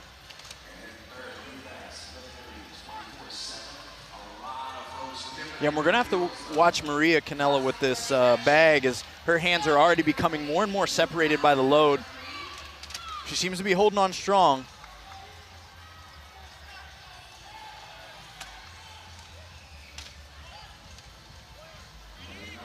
Ivan Verdun is on his second and final set of double unders.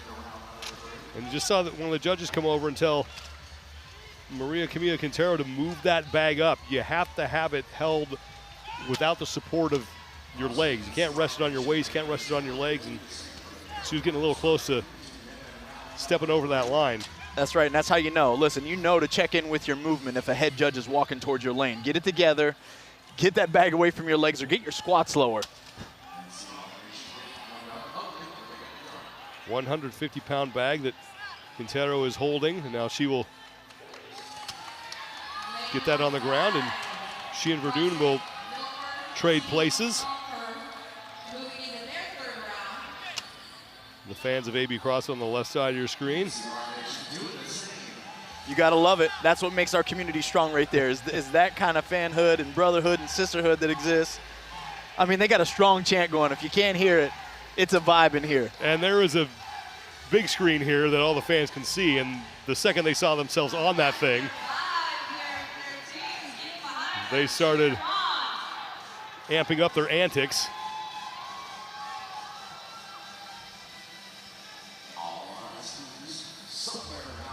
Good look at the competition floor there for this opening test for the teams.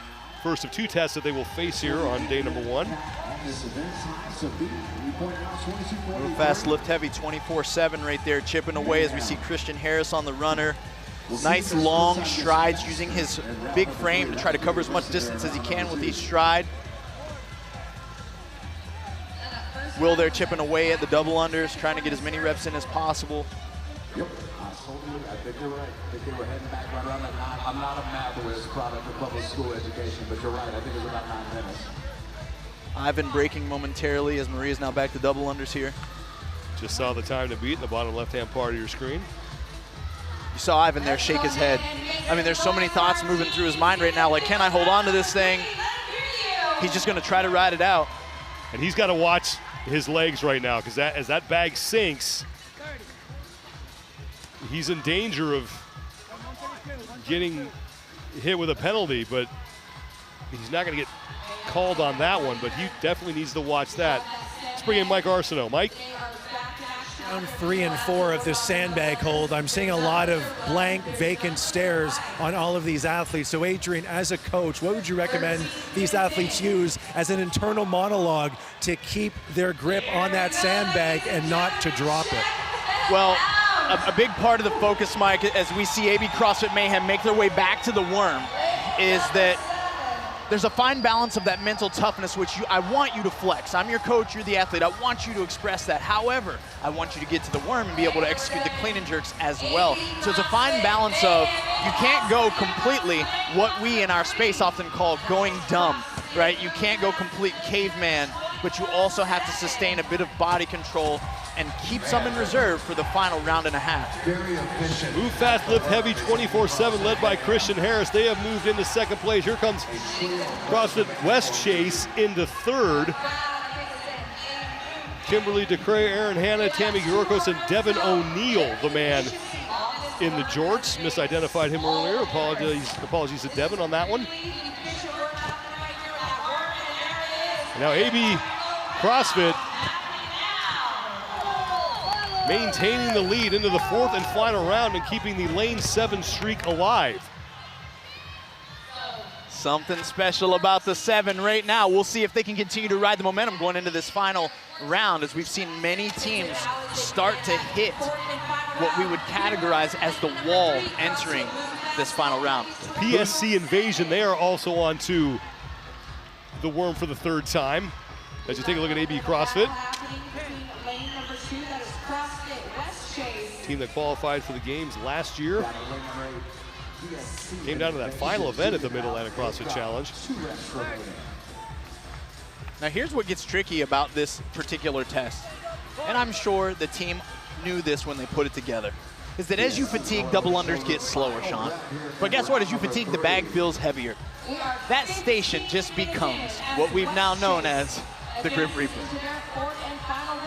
It's Christian Harris hanging onto the 200-pound bag for move fast, lift heavy, 24/7. Will Carter on the double unders. Looking to see if we can get a sub 20 Chloe Galvin David and Winter Nicolette Rodriguez are on the machines, with David on the bike, Nicolette Rodriguez on the runner. Top two teams on the screen right now. And you'll see completely two different expressions. One by Christian Harris that seems very calm, collected, held together. And on the other side, AB CrossFit, we're seeing a lot of grimacing and a little bit of panicking perhaps on the bag hold. Yeah, Christian Harris, you can see starting to get very close to his legs. Yep. And he's going to drop it. Yep. Meanwhile, on the right, Mario Santaella is the man gripping that 200-pound bag for AB CrossFit. 16 minutes in, athletes. Yep, and this is where you kind of got to know and have this honest dialogue with, okay, I need a break now so I don't have to take another one in another 20 double under reps, right? So it's often better to break early than it is to, you know, have the rest be something that is completely dictated due to muscle failure. Move fast, live heavy 24/7. They were not that far behind AB CrossFit. Now, AB CrossFit has led for the entirety of this heat, but we saw back in heat number one, we saw that lead change drastically as CrossFit Grandview was the first team to the worm in round 4 and wound up watching that lead disappear, and that's CLT CrossFit that would take the win in heat number 1. They still have the top time to CLT at 22 minutes 43.81 seconds. And again, you saw Maria Canella really calling on the audience and the crowd to, like, give us some juice, give us some energy. Christian Harris has now gotten onto the double unders for 24/7, so it depends on where their athletes are on the runner and the bike, but good chance they could have moved into the lead here. Yep. At least from what we've seen so far, this got to be true, because this tends to be the time keeper or the pacer within this final round. Will Carter has that bag locked in. He has 150 double unders remain. Will we see a shuffle up? Will another team take the lead? Yeah, it looks like Move Fast Lift Heavy has about a 30-second lead, and they tend to be pulling away right now. And Will is finding his happy place. Mentally, he could be somewhere else until someone taps him on his shoulder and says, Christian's done. Gavin David and Winter Nicolette Rodriguez look like they are done. And Christian Harris only has a handful of reps remaining here. Will Carter has just had that thing on lockdown.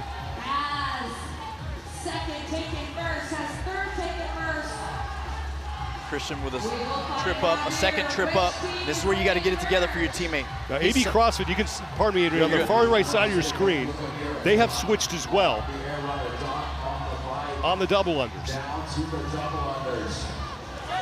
CrossFit Move Fast Lift Heavy 24/7. Okay, Move Fast Lift Heavy 24/7 back to the worm ahead of AB CrossFit for the 4th and final time. This is where we got to check in with Will. He was the last one on the bag. How's he going to execute these clean and jerks? And they are going to demolish the top time of 22 minutes 43.81 seconds.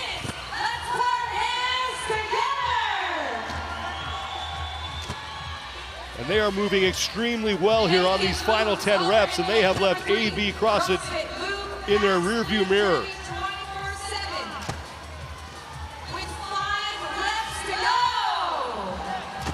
Now 4 reps remaining for Christian Harris, Chloe Gavin David, Willie Carter, and Winter Nicolette Rodriguez. As they're looking to go sub 20 here. Wow. And I'm impressed. Each and every clean and jerk they did in this final round got smoother and better as they neared the finish line. Move Fast, Live Heavy 24/7. They are your new event leaders, 19 minutes 37.60 seconds. AB CrossFit led heading into this final round. They got to start worrying about West Chase. They still have time as AB CrossFit to lock up the second best time in the event, as that now belongs to CLT Black at 22 minutes 43.81 seconds.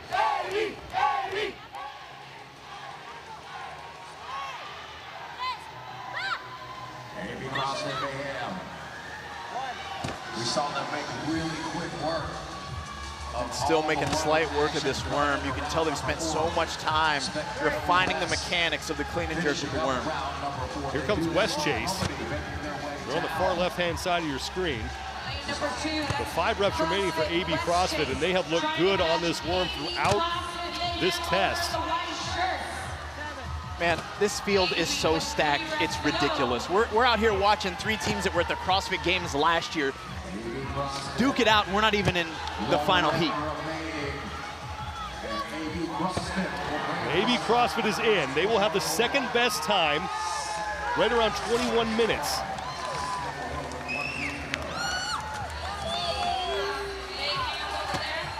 West Chase looks to be the next team across the finish line.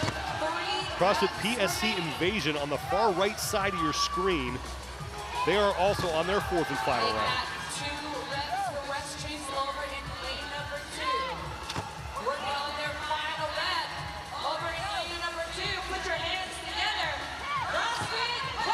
West Chase is done.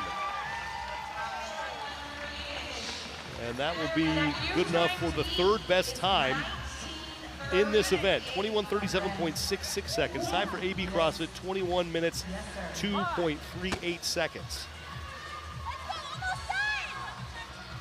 Now 6 minutes to go before we hit the time cap. The CLT Black, the team that had the top time out of heat number 1, they are now in 4th place overall.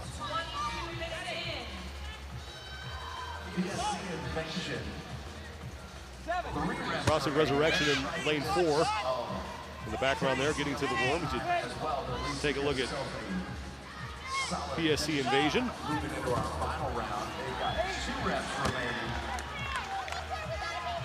Lane number 4, that is CrossFit Resurrection. They're followed by lane number 5, CrossFit Conquer. Sean Clark, Nicholas Anapolsky, Erica Folo, and Julie Simon are done.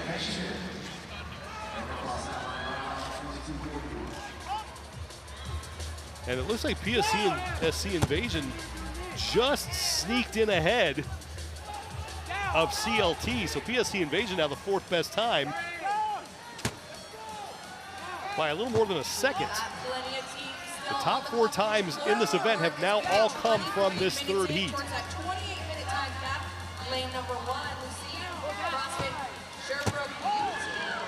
CrossFit Resurrection, Tyler Lee, Kyle Kent, Jasmine Sheen, and Deanna Posey, they are in. And that's CrossFit Milford Team Conquer. Also a team at the CrossFit Games last year. Different roster.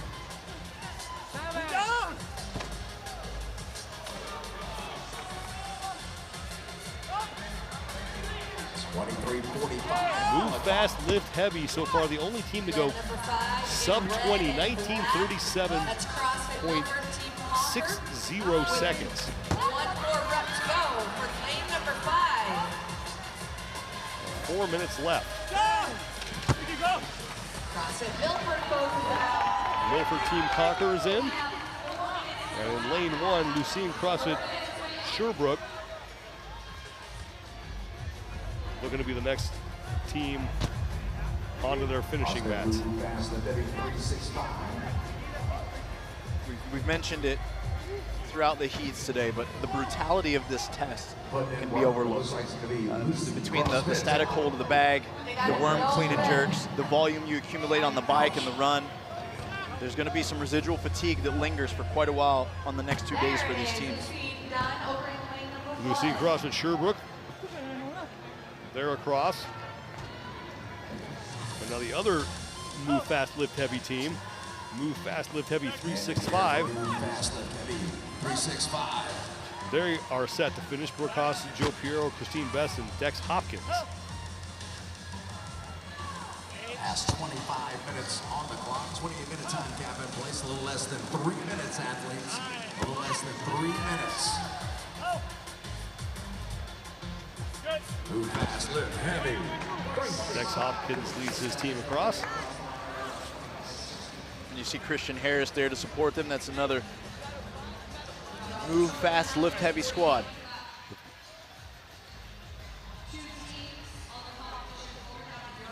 The two teams are left. CrossFit Crash Black and CrossFit NCR Nation. And we see almost complete failure on the holds for NCR Nation down there. Christian Shaw is holding the bag on the left side for CrossFit Crash Black. That's Sergio Braceno, who is on the double unders. And they're on a roll right now. Got to hold on to it. Get through those double unders. They made it. Kendra Sankey just finished up her double unders. And she and the rest of her team will move to the worm for the final time. Tyler Marsh, Andrew Burke, and Litsa Kodorlizova, the other three members. 90 seconds to go before we hit the time cap. And here comes CrossFit Crash Black. Crash Black going to work, looking to close that gap if they can.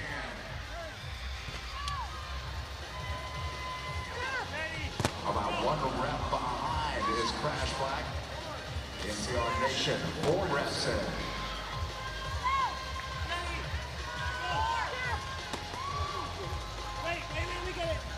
Crash Black and NCR Nation out, just trying to get it inside that time cap. 1 minute to go before we hit that. It's been almost 9.5 minutes since Move Fast, Lift Heavy 24/7 finished.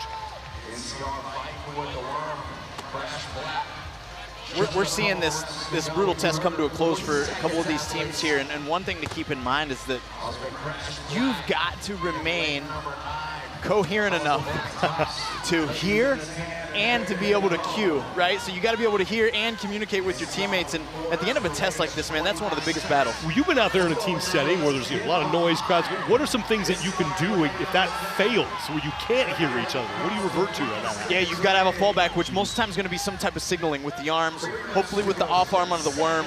You've got to have one person that's the primary communicator and also a backup. That's always what we did to kind of create some buffers for ourselves. NCR Nation is going to be the only team in heat number 3 to not get across the finish line inside the 28-minute time cap. CrossFit Move Fast, Lift Heavy, no problem for them. 19:37.60 seconds. With one heat remaining. Hey, and right out the gate, we had AB CrossFit Mayhem there in our special lane 7. They came in with some momentum, and they were executing flawlessly on these clean and jerks, which actually sustained throughout the course of the test, but then we had a change in the lead right here on the final round of the holds and the double unders, which had been a struggle point for many teams throughout this particular test. And we watched Move Fast, Lift Heavy 24/7 seize that moment as Christian Harris and Will went on to get to the worm and have enough energy in reserve to finish it up. Replay brought to you by Rogue. Move Fast, Lift Heavy 24/7. Only team sub 20 so far. They have your top time with one heat remaining. 19 minutes, 37.60 seconds.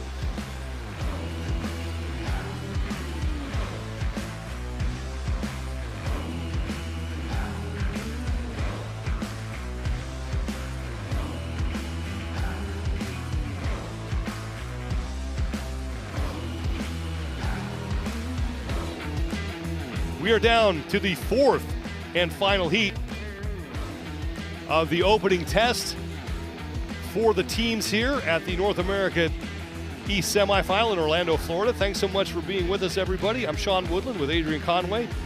We'll hear from Mike Arsenault in just 1 second down on the competition floor. Team Test 1 presented by the U.S. Army. Yeah, this is a doozy. 4 rounds of specified work for the individuals. One station is going to involve the Echo Bike, another an 800-meter run, Another is a bear hug for the sandbag, and while you bear hug, your teammate is accumulating 150 double unders. Now, after they do all that at work, they congregate at the worm for 10 worm clean and jerks, and they cycle through the stations each round. What's the recipe for success presented by Trifecta? Well, one of my tips of advice is going to be to start where you are weak. You want to actually get the work done where you feel like you may struggle most early. And then, of course, you've got to seize the transition. Because there are so many transitions from individuality work to team-based work, you've got to make sure you seize as much time as possible there. 10 teams on the floor for this fourth and final heat. Well, let's bring in Mike Arsenault for more. Thank you very much, Sean. Tim Paulson is a name that you recognize from the individual men's competition. Now he's in the team competition for East Nashville Proven. So this is the first time he's competed as a team. I asked him if he was nervous joining a team that has such a great pedigree in the team competition. He said he was initially, but he's had 10 trips to Nashville over the last 5 months to create that chemistry. So he's ready to compete and potentially book a ticket to the CrossFit Games as a member of East Nashville Proven. There's Tim Paulson with his team over in lane 7. There's some familiar faces there, including the 2015 fittest man on earth, Ben Smith. That's right, Ben and Alec teaming up for the first time to be on a semifinal floor, but also all 4 of them have CrossFit Games experience.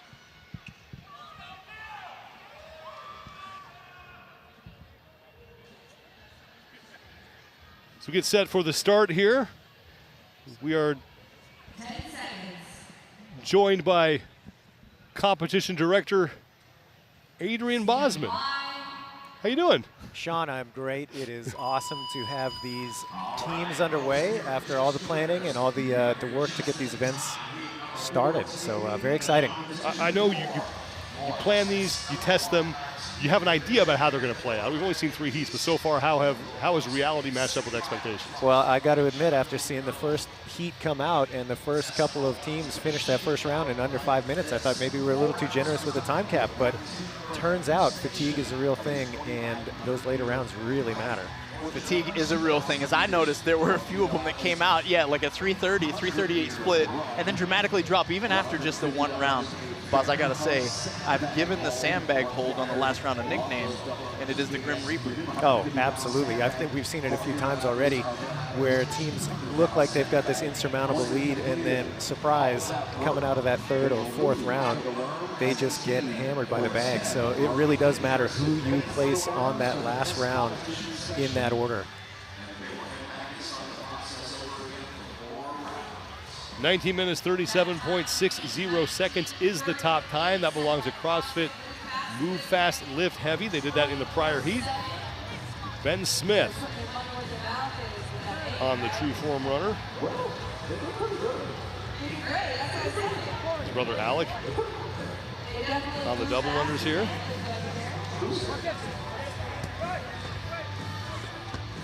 Tim Paulson, that's no problem for him.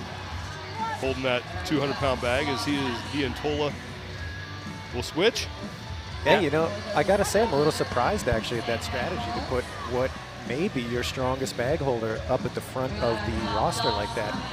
Curious to see what happens in the later rounds for that.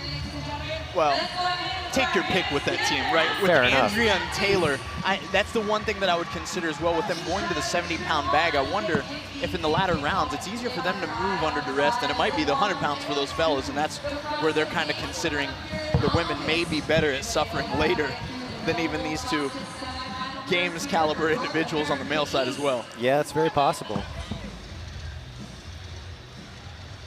Well, Andrea Nisler and Taylor Williamson are very good at holding a sandbag. In the sandbag hold event that Rogue did virtually in 2021, Andrea held it for 25 minutes 3 seconds, and Taylor 19 minutes 4 seconds. Wow, okay, so I definitely spoke too soon as far as the roster order for the sandbag. That's a pretty impressive hold. Yeah, when I learned that statistic, it made me fearful of these athletes. They could break me.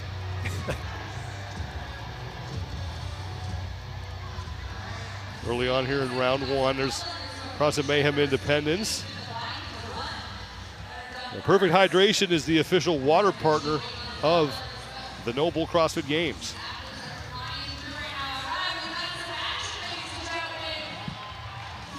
And now we have a mad dash to the worm here in round one.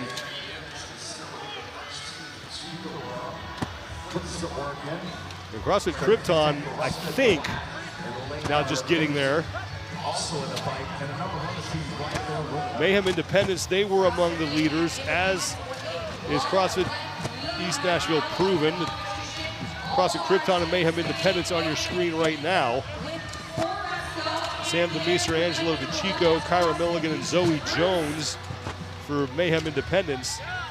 And then CrossFit Krypton, the Smith brothers with Aaron O'Donnell and Carolyn Spencer.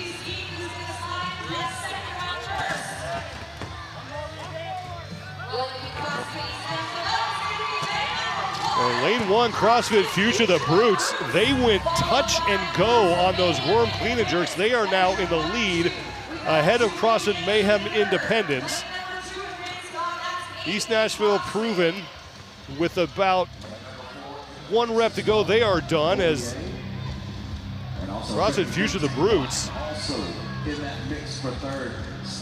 Now, one thing to keep in mind here, when I see a team come out hot like that or touch and go reps early in a test that is designed to go outward of 17, 18 minutes, even for the fastest, you know, I remind myself and my athletes, just because you can doesn't mean you should. And you wonder if something like that could be an error and come back to bite them in the butt as the work continues to accumulate. Let's take a look back at what happened with the Future the Brutes team, and this was the fastest set of 10 we've seen so far in this test. Well, I gotta say that the Brutes just missed a spot to the games last year, and they ended up doing some testing with us leading into the 2022 games.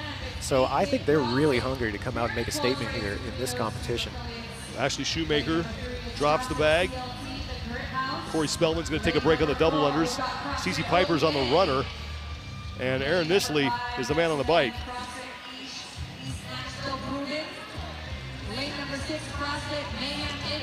Mayhem Independence in lane 6. Kyra Milligan holding the bag. It's Sam DeMeester on the double unders. And so far, he has yet to break this set. Yeah, and Sam's got a smooth, fast cadence that's going to get Kyra off that bag very quickly. Yeah, and I think that's key. I mean, the less time that you can have your teammate holding that bag, the accumulated fatigue from that is going to be a real factor.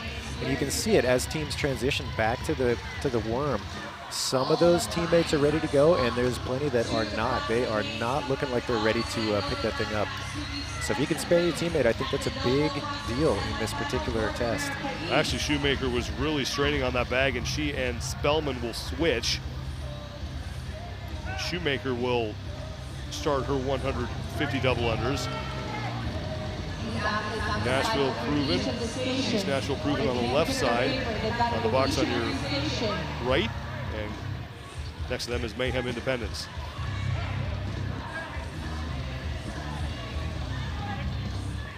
Taylor Williamson on the double unders for Proven. Tim Paulson casually holding that bag. Perhaps taking a nap, I'm not sure.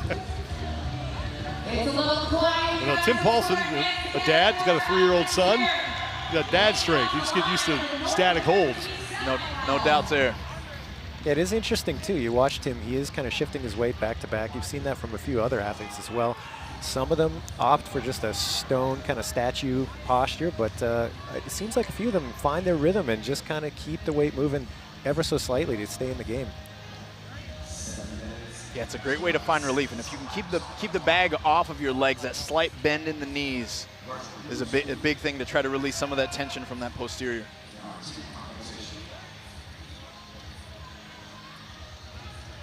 CrossFit OBA is the team that was next to East Nashville Proven. You saw Kelsey Keel briefly on the runner, left side in the headband. Now Tim Paulson and Williamson are done. Raquinho and Nisler working on the machines, and now here comes Mayhem Independence. But they've got company. OBA Number 4 is joining them, CrossFit OBA. will now join them on the worm. Now here come the Brutes. Number 1, CrossFit Future, the And Brutes. we'll keep an eye on them, bottom of your screen, see if they try to go touch and go again here. And I think what's really telling as athletes are getting back to that worm again is what happens with the person who is holding the bag in the final position.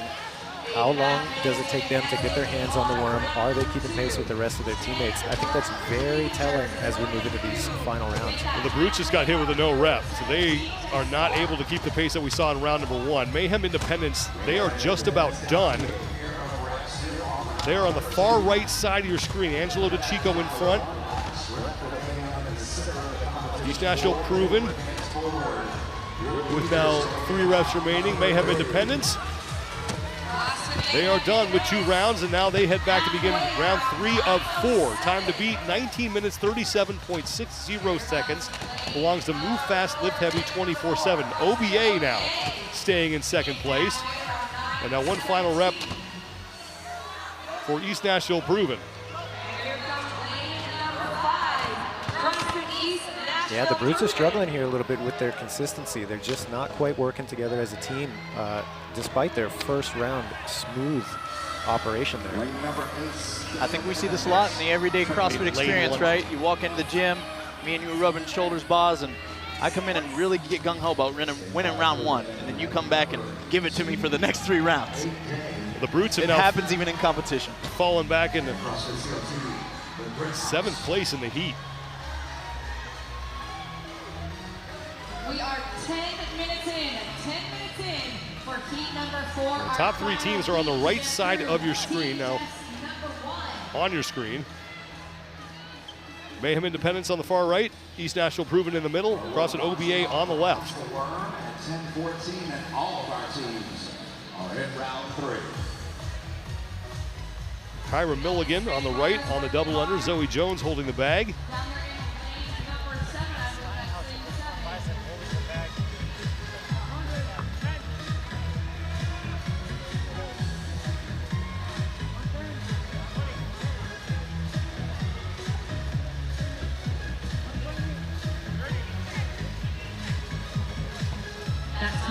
Why put this event first, or this test first? Well, Sean, I'm glad you asked. There's definitely a fatigue factor that I think is important. And that's part of the reason that the time cap was a little bit generous. You know, I fully expected the top teams to be well underneath that. But you see this in the games, you see this in other prominent stages of competition where everybody has to get a little pre-fatigued before that competition really gets underway. And you have to be able to recover. That's a big part of fitness. Yeah, I love it, and I love the generous time cap just to offer the opportunity for everyone to get the work done, and there's no easy way to just bow out. Milligan and Jones have switched, as Jones is now on the double unders. And I believe Nisler and Williamson on the left side, they have switched as well.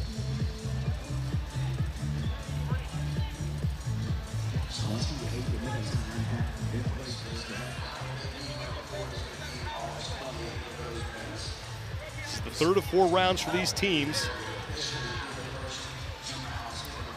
Yeah, Sean, I'll also say on that you know, it can be a little bit difficult to get a really lengthy time frame for these team athletes, especially given this format. You know, when you get to the games, you've got a lot more freedom. There's obviously a larger ground that you can cover, you know, a little bit more flexibility. But in this semifinal setting, especially when you have to replicate the event in 7 different regions across the world, getting a long, legitimate team test can be a little bit challenging. So getting that one out the gate first logistically makes a lot of sense. And again, it just kind of sets the stage for who can recover and hang on and keep coming hard.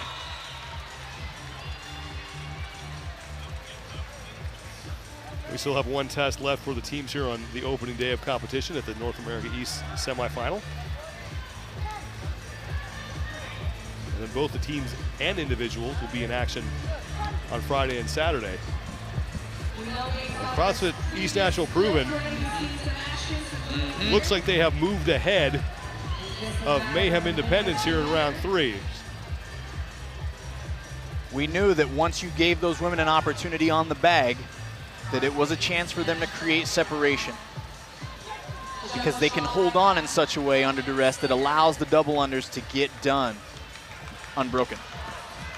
East Nashville proven they will be the first team to start round 3 of their clean and jerks on the worm. Yeah, and impressively, it looks like they were waiting for the last couple meters from Tola on the run as opposed to the bag or the double unders. That was not a holdup at all for them.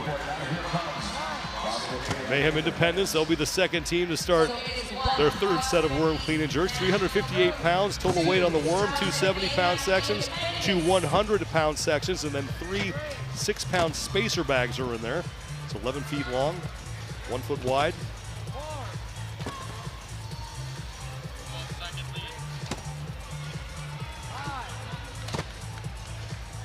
Even as we check in at the efficiency at which both these teams move the worm, notice the difference between Proven, how they get it to their shoulder, and it's an extension, almost like a push press over their shoulder. All their feet are firmly rooted through the floor, versus most teams take a jump type approach, which tends to build even more and more fatigue throughout the legs and the rest of the body as you execute every single rep. And even though it's 10 at a time, they add up over the course of an entire test. CrossFit CLT Grid House, they are in 3rd place right now. And CrossFit Krypton,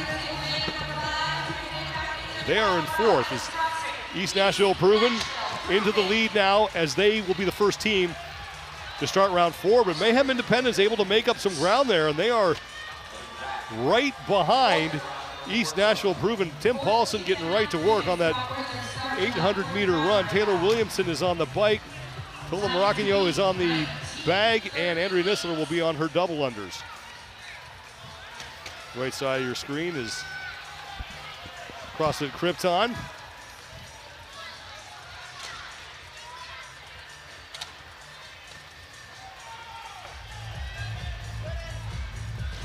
CrossFit OBA on the right side, CrossFit CLT, the Grid House on the left.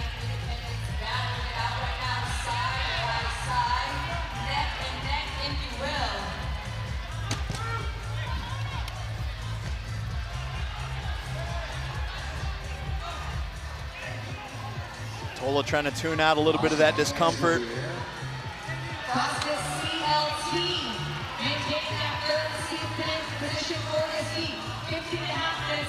Zoe and Andrea head-to-head on these double unders.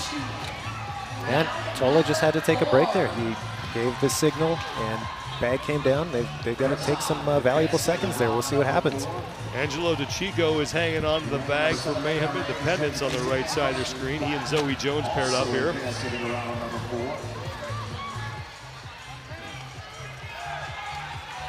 Nissler is about ready to finish up her double unders, 150 reps total.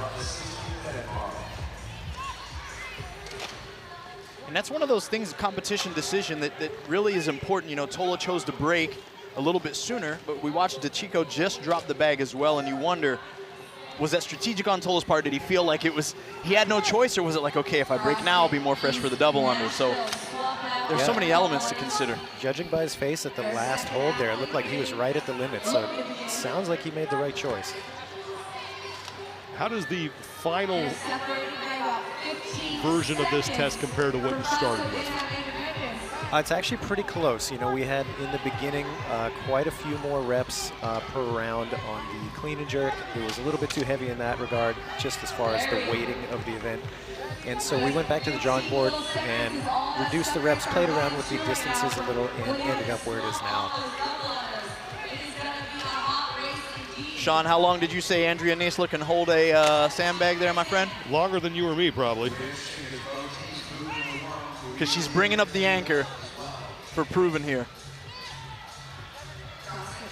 Yeah, I think the real tell is going to be what happens from the sandbag to the worm. Absolutely. How quickly can she get back into go mode from dropping that bag and then picking that worm back up? 25 minutes, 3 seconds. Wow.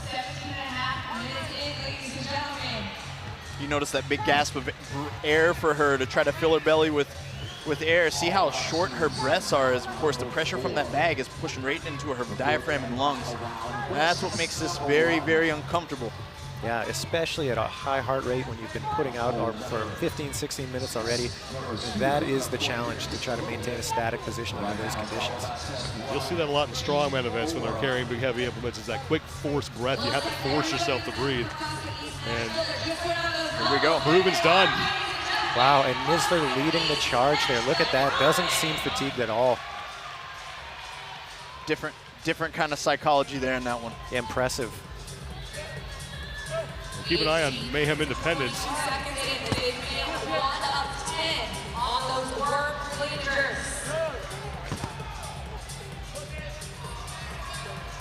The 19 minutes, 37.60 seconds is the time to beat. Wow, so it looks like Mayhem, or Proven rather, is going to have a comfortable first place position on this first test. Yep. And that's what they came to do. I got an opportunity to sit down with them earlier this week before arriving here, and they were very clear with their intention to show up. It's to win. And they got the same intentions with taking that affiliate cup out there in Madison. They've been pretty dominant so far this season. And that is continuing right now. Here comes Mayhem Independence. Final rep for Proven. And they're in. And they will take test number 1. Man, what an impressive start to the competition for that team. 19 minutes, 15.24 seconds for East Nashville Proven.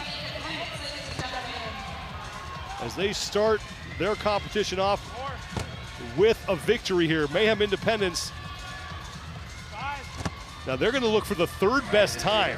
Move fast, lift heavy 24/7 at 19:37.60 seconds. That's gonna be good enough for second and 97 points. 21:02 is the next best mark after that, and Mayhem Independence is gonna have no problem. A top 3 finish for Mayhem Independence.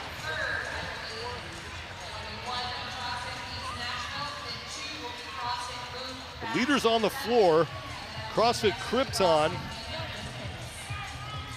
and in lane number 3, CrossFit CLT, the Grit House. Also want to keep an eye on lane 4, CrossFit OBA.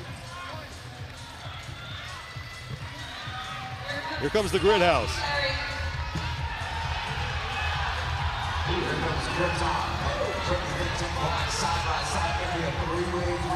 Oh yeah, we got a 3-way tie to the worm. CLT, the Grit House, left side. They were first to get started.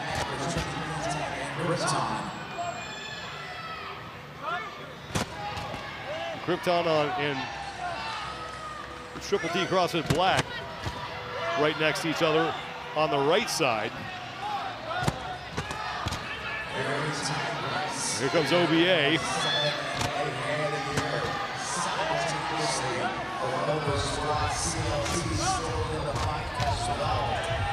Final 3 reps for the Grit House.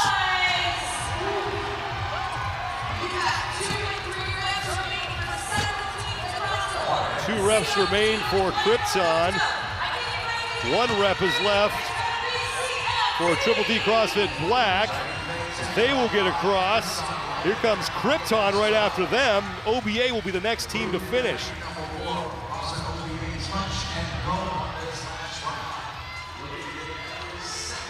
The Grit House, 21:32.25 seconds. Going to be good enough for 5th place overall. Extremely impressive to come across touch and go reps there. Triple T CrossFit Black and Krypton separated by just 0.2 of a second.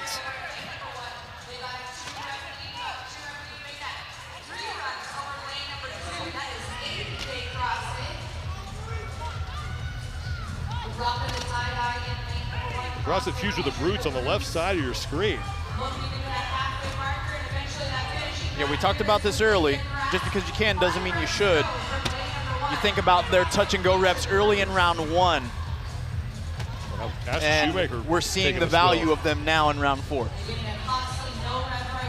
To quote Adrian Bosman, it's a strategy. I'm not sure it's a winning strategy. Well, there's lots of those out there, Sean. Lots of ways to climb to the top of the mountain. Not all of them the most direct. reps to go for 8-big CrossFit in the orange and black in lane number 2.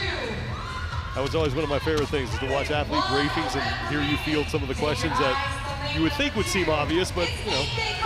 Well, there's a lot of nerves pre-competition. You know, lots of people just want to make sure they get it straight before they have to take the field. And the brutes are in. The OBA also getting across, 21 minutes, 51 seconds for them. 8th day CrossFit, 23 minutes, 3 seconds, and CrossFit Future the Brutes, you just saw them cross the finish line, 23 minutes, 14.02 seconds.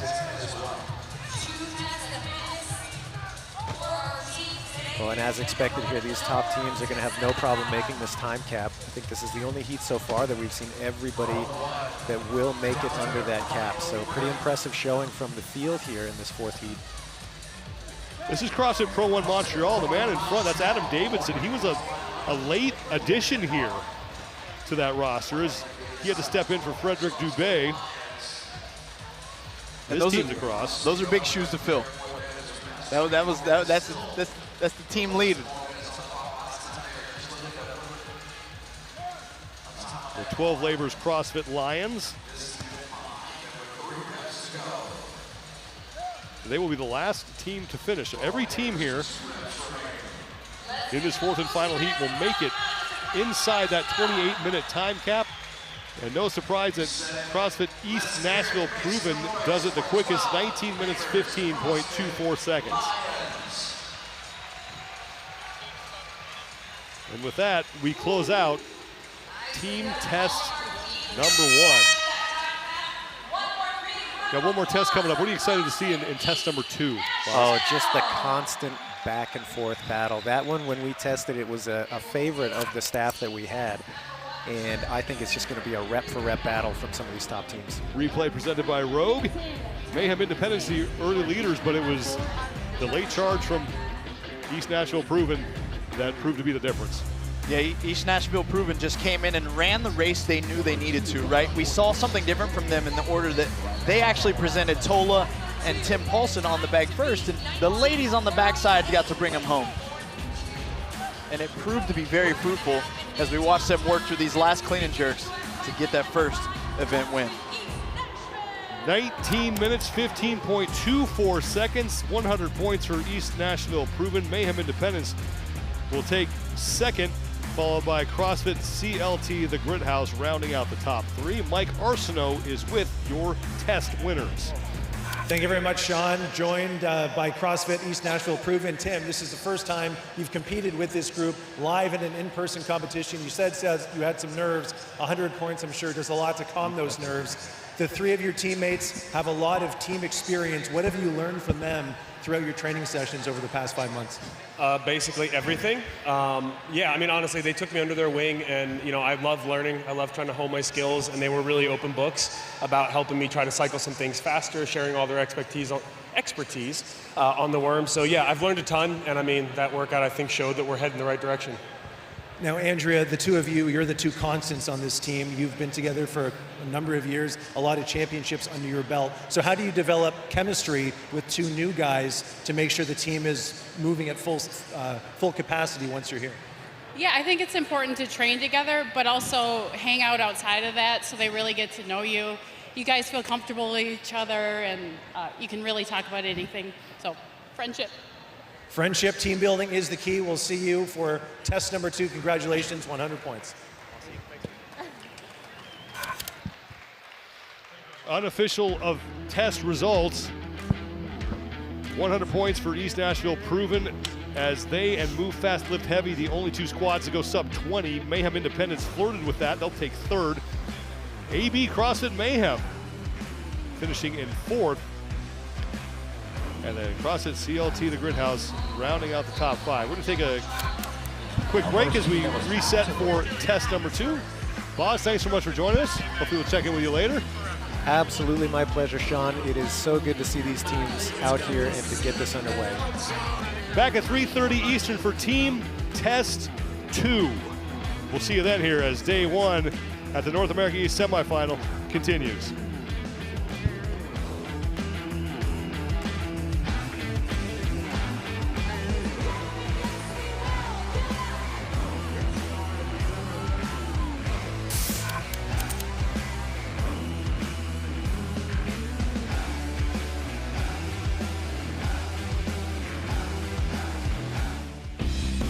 2023 NOBULL CrossFit Games North America East Semifinal is brought to you by Rogue.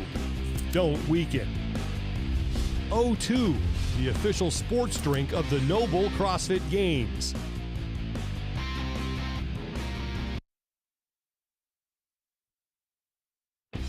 The 2023 NOBULL CrossFit Games North America East Semifinal is brought to you by Rogue. Don't weaken. O2, the official sports drink of the NOBULL CrossFit Games. Wild Health, revolutionizing healthcare, unleashing your athletic potential. Trifecta, the official meal delivery partner of CrossFit. And NOBULL, the official footwear and apparel brand of CrossFit.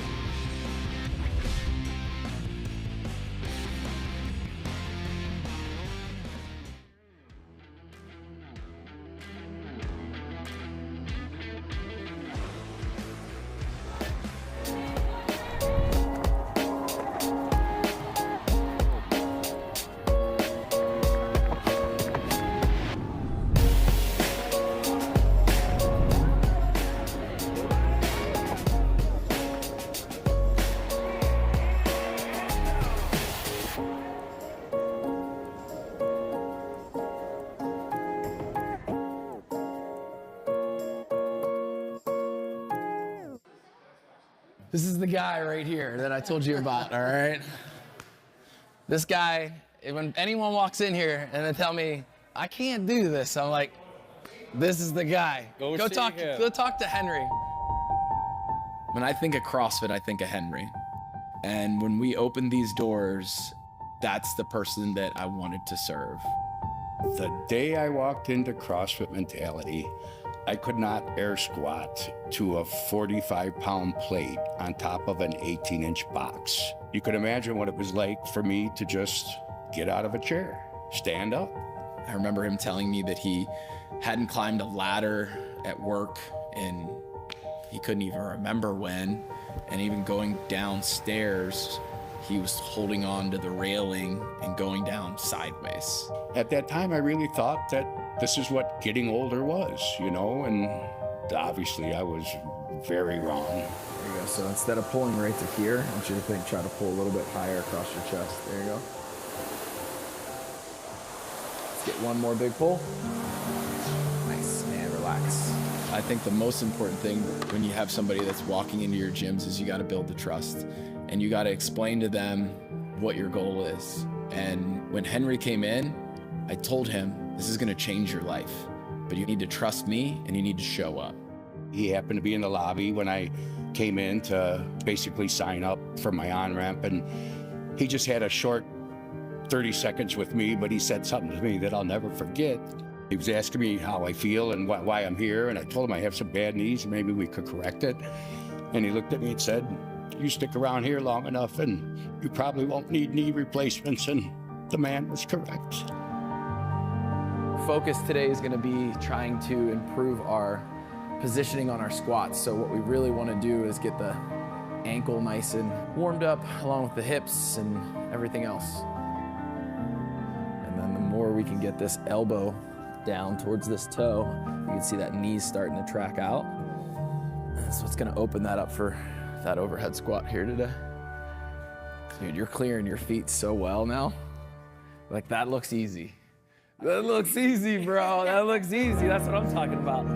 He's always got a smile on his face now. And I think he's just happier and hungrier than ever, because once he started to see that progression happen, it was so life-changing. He's like, I want more, I want more, I want more. And he just kept investing and doubling down. Oh, now you're just showing off. That is awesome. Nice, dude. All right, so look at the difference here now. All right, and then even on this next one, when you brought your hands overhead, that was... I didn't want to scab my nose, I mean.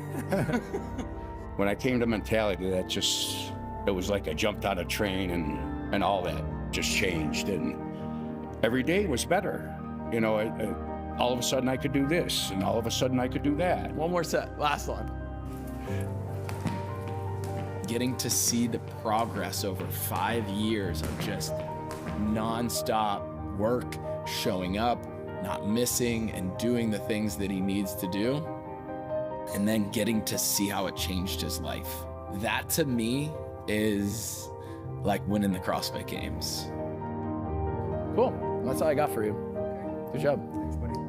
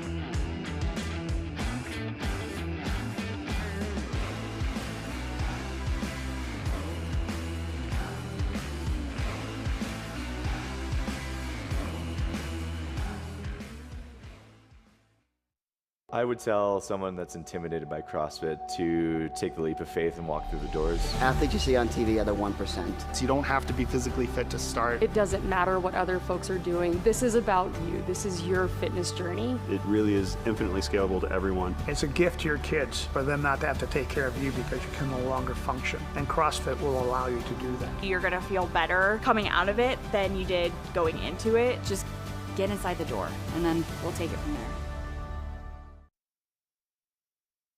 You know, if you're interested in the games and you find yourself really captivated by what's going on there, truly what you're interested in is the CrossFit philosophy and method. And you should know that you've got a ton of amazing resources available to you. I mean, check out the main site, look at the old journal articles, dig in on the website. There's content every day that's posted on CrossFit.com that helps to bolster your understanding of what you're seeing unfold at the pinnacle on the field of play. I would encourage everybody that's a fan of the sport to dig in, find a coach, go get your hands dirty with this stuff, and it really does enrich the experience for you. Not only in your life, but your ability to enjoy what you're seeing in front of you. And as an extension, I mean, man, if you're interested in the games, you're interested therefore in the method, go get your level 1, go check it out. You'll find that everything that's expressed at the level 1 is the bedrock of what you're going to see in the expression on the field of play.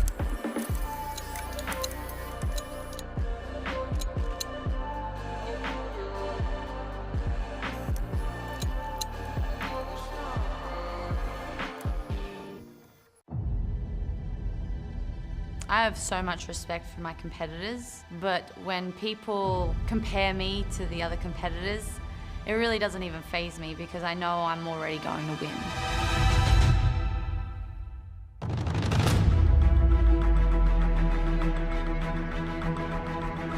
Athletes want to compete at the CrossFit Games because it is the pinnacle of their sport. If you just get to that point, you are one of the 40 fittest people on the planet. I don't enter a competition thinking that I'm going to lose. Going into the CrossFit Games, my sole purpose there was to win. Coming into the 2022 season, Tia Toomey has a chance to stand alone in history, to be the first and only athlete to win 6 consecutive CrossFit Games titles. The question was like, how is she going to do it and what's that going to look like? I don't think it's going to look like years in the past where it's just win, win, win, win. Toomey's back to 0. Oh no. And O'Brien is across. I do not care how hard I go, I'm just going for it. A horse will race so fast that the heart explodes, that's Mal. For the first time in 5 years, we are going to get to see Ricky Garrard at the CrossFit Games. The last time we saw him was 2017. He finished 3rd, and then he tested positive for PEDs. Seeing Ricky wearing the white leaders jersey, I think forced a lot of people to confront a question that maybe we hadn't really considered about what our feelings would be around the possibility of not only Ricky coming back, but winning. He dropped that, I was like, you're gone. Yeah. Everyone's just roaring for someone to be Ricky. Roman Krennikov went into destruction mode. He just looked like a machine out there. I know you're hurt. Everybody's hurt, and you're tougher than everybody. You just get so hyped up, and you're like, I'm ready to attack this. This is going to be one of the most epic Saturday nights we've ever had. We've seen this before between Tia Toomey and Laura Horvath. He's got to keep his balance. He's got to keep his balance. Garrard will do it, and Medeiros will do it.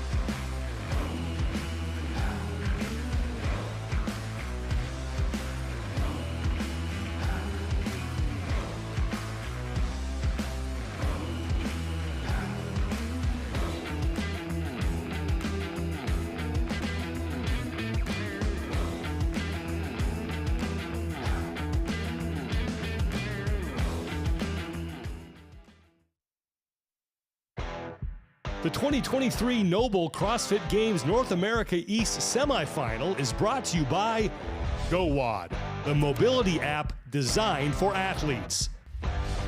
And the U.S. Army. Be all that you can be.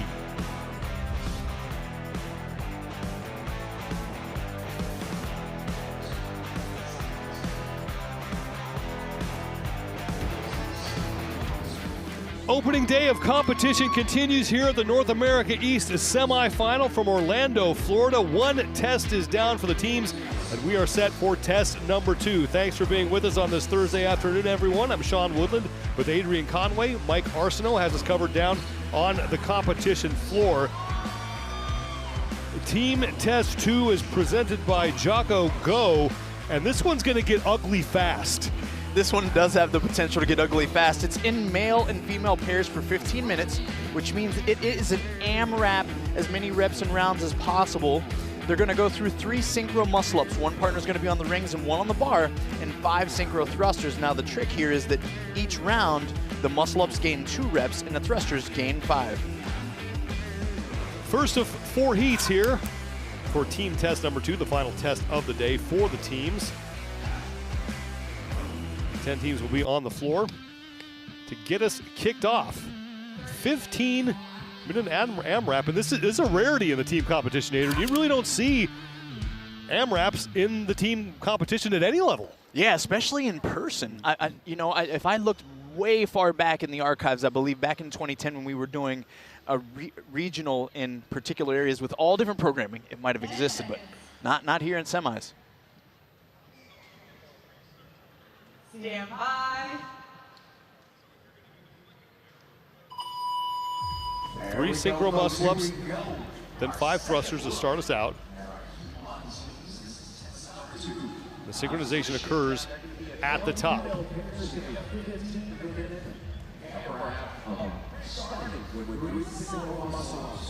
And already most of the teams are done with their first set of muscle-ups.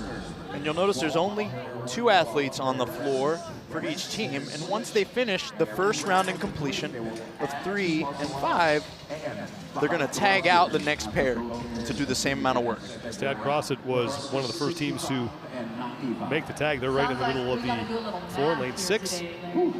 That's Jason Hood and I believe Isabel Carrier.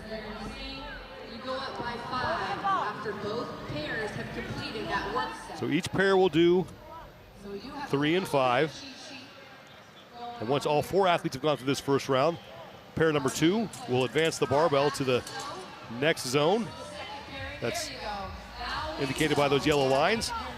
And now we go to round 2. 6 muscle-ups and 10 thrusters. Pardon me, 5 muscle-ups and 10 thrusters. 5 and 10, and you know, one of the tricky things here is that in the briefing, they were told that every athlete has to do at least 1 ring muscle-up. So you might have a bar muscle-up ninja on your team, but they also have to do at least 1 ring muscle-up throughout the course of this 15-minute test. For 10 synchro thrusters.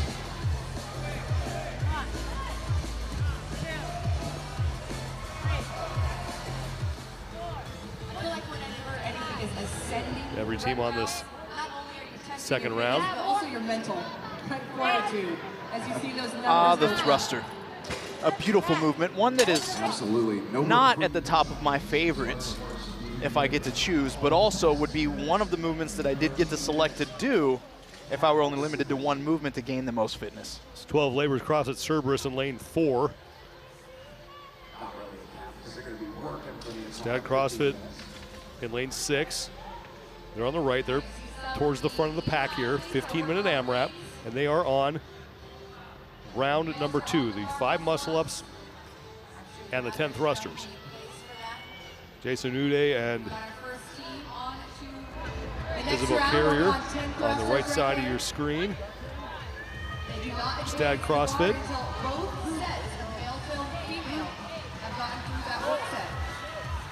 This test provides a very unique 1-to-1 work-to-rest ratio where you're going to get time to recover, but anytime you're working for 15 minutes, that is a long couplet, even with rest built in. pacing is an important part of this to strategically come out on top.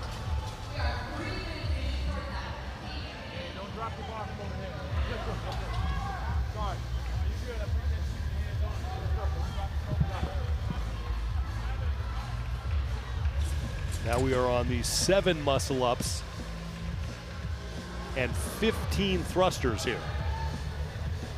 Everyone in that 15 reps again with my very basic math skills. At only the 330 mark, I think this 7 and 15 range is where we're going to see a lot of teams start to slow their pace or perhaps have to consider breaking up some of the gymnastics prior to making their way to the barbell. Rushing out. There's still another pair in the wings waiting to work. So both pairs have to complete that work before that barbell can be Lane 5, that's Triple T CrossFit.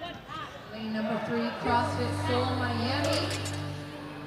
Working on 15 thrusters right now. Chris Ensign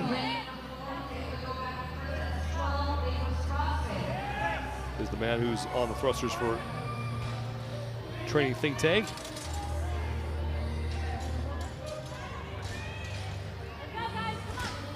And this is 12 Labors CrossFit Cerberus.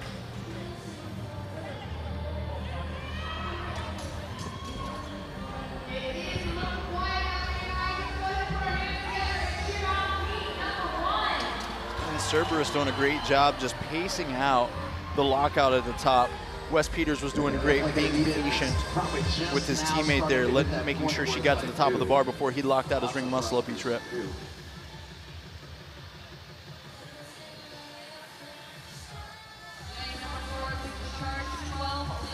The 12 Labors in the lead here. And we're only a third of the way through the time cap. 5 minutes in, a third of the way in towards that 15 minutes for this. This is the set of 15 thrusters. Mike Arsenault's down on the competition floor. Let's bring him in. Well, I'm enjoying the juxtaposition in this test with both ring muscle ups and bar muscle ups. When I started my mediocre CrossFit career many years ago, it was always you get your ring muscle ups first and then you try the bar muscle ups. I'm wondering, Adrian, is that still the case for the folks watching at home who are not at this level? Should they focus on their ring muscle ups first and then the bar, or how would you break that up if you're training them? Mike, that's a great question, but there's not necessarily an order to the operations here. Both are very valuable, and often we see members punch their ticket to their first bar muscle up prior to the rings just due to a bit of a different skill set, allowing their strength and their power to pull right over that bar before they even develop the skill set to have the ring muscle up in itself. But neither is wrong, depending upon which one comes first. 12 Labors Cerberus has their second pair through, and now their first pair, I believe, is on the set of 20 thrusters.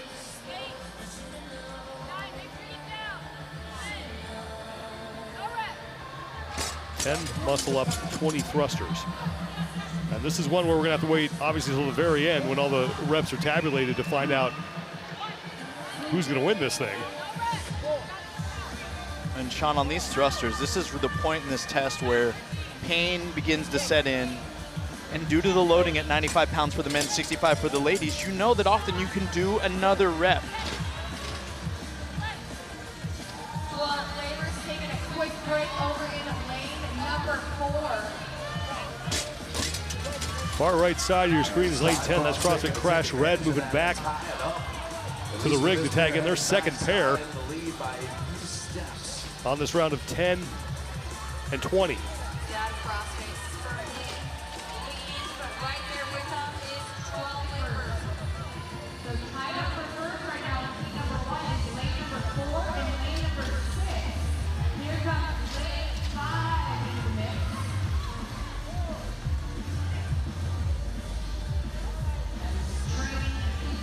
Mike McDonald on the race for CrossFit Crash Red.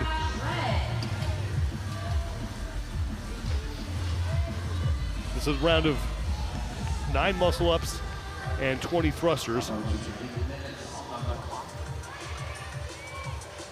And CrossFit Crash Red in the lead. Like Hannah Pruitt is paired with Mike McDonald. Go for 15 minutes. Less than 7 minutes remaining. As effortless as these athletes make these thrusters look, there's a lot there to consider. It's a combination of the front squat and the push press, and you'll notice there's a great symphony of, as they extend the hips or get tall, then the power transfers directly to their arms, the bar becomes weightless, they can grasp a breath while the bar is over their head, and then they load in for the next rep. Drew Wayman is the man on the left side of your screen, former individual competitor, trying his hand at the team competition here.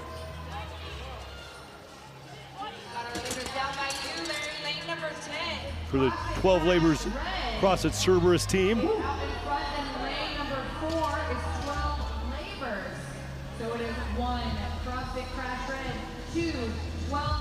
And they are in the lead, as they are now on the round of 11 muscle-ups and 25 thrusters. 6 minutes to go before we hit the time cap.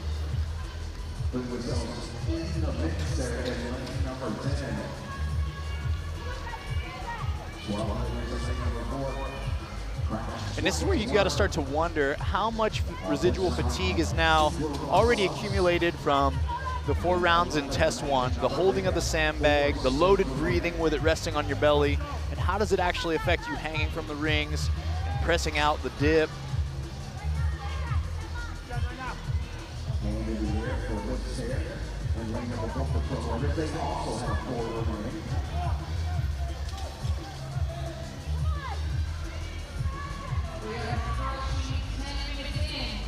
CrossFit Crash red on the right side of your screen. And the 12 Labors CrossFit Cerberus team on the left. Wes Peters with Carly Varland paired up.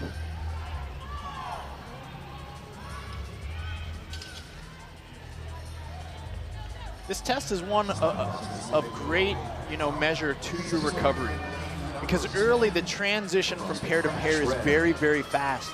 Later, as you push out past the 3rd round, where it's 7 and 15, the rest becomes a little bit longer. But in order to make it further, you've got to be willing to dig deeper into the deficit of your overall conditioning. Crash red. 12 Mike Arso down on the competition floor. Mike, what do you got? Adrian, in the first test we saw it was time-based, a set amount of work and just get it done as quickly as possible. This one's completely different, where their time is set 15 minutes, but the athletes have to work for as long as they can. The reps are kind of unknown. So how do you approach this from a strategic difference, test 1 to test number 2? When I approach an AMRAP, you want to almost approach it as a management strategy, meaning that yes, it's a race, yes, it's a test, but in the same vein, if you don't properly manage the 15 minutes that is available to you, what will often happen is the last 4 minutes or the last 3 minutes, your power output will reduce and you will overall accumulate less work than some of your competitors. They're working on their set of 25. All these teams working on 25 thrusters. Stop CrossFit. Wrapping up and heading back to the ringer. One of the things that'll separate a lot of these teams in this test here towards the latter 3 minutes is going to be who keeps the barbell moving. Even if the sets are small, who has less dead time. That's Stad CrossFit. Isabelle Carrier and Jason Uda. They are on the round of 11 muscle-ups and 25 thrusters. And they're the leaders on the floor right now. If Uda and Carrier can get through these thrusters, they will then advance the barbell one more time, and then it will be 13 muscle-ups and 30 thrusters, and that's all the space we have on the floor. Now, if someone gets beyond that, then we'll just continue to work at the far end of the floor.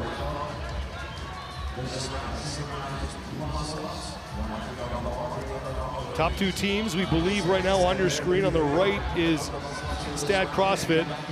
Their second pair, the pair of Isabelle Carrier and Jason Uda, moving to the barbell. And then on the left, it's Triple D CrossFit. They're in lane 5. They're in second place, their second pair. 13 minutes. working their way to the set of 25 thrusters. As we approach this 2-minute mark, and this associates even with Mike's question about how to approach this thing, you got to understand in an AMRAP there's tremendous potential for bottlenecking. I mean, every second is so important as we watch the teams do their best to sprint back and forth as the barbells get further and further away. Teams cannot forget that once that bar drops, they've got to be on the go to tap out those next teammates. Down at lane 10, that's CrossFit Crash Red. We're going to find out who's leading the charge here very soon. Once they get done with this set of 25, they're able to roll their barbell into that last section. The team right now in third place in lane 3, that's CrossFit Seoul Miami. 12 labors, CrossFit Seoul Miami, CrossFit Crash Red. Nate Scola, the man on the barbell. Down at lane 10, Mike McDonald moving his barbell forward for CrossFit Crash Red. Now less than a minute to go. 1 minute, Crash Red runs down. He's with Hannah Pruitt, and now Zach Galloway and Jennifer Miata-Skolt will take the floor as they are in their round of 13 muscle-ups and 30 thrusters. Only 3 teams have moved into that round. CrossFit Crash Red, and then in lane 6, Stad CrossFit. In lane 4, 12 Labors CrossFit Cerberus, and in lane 3, CrossFit Seoul Miami.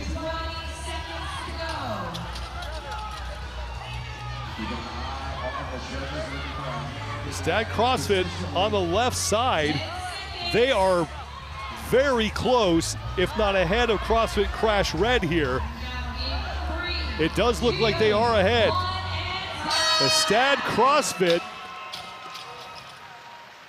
Jean-Simon Wallamer and Marie-Laurence Bradet, looks like unofficially they may have done enough to take the heat win, but we will have to wait until the scores are tabulated.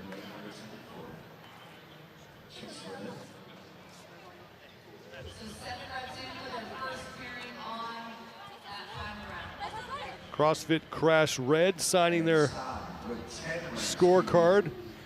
There is Stad CrossFit.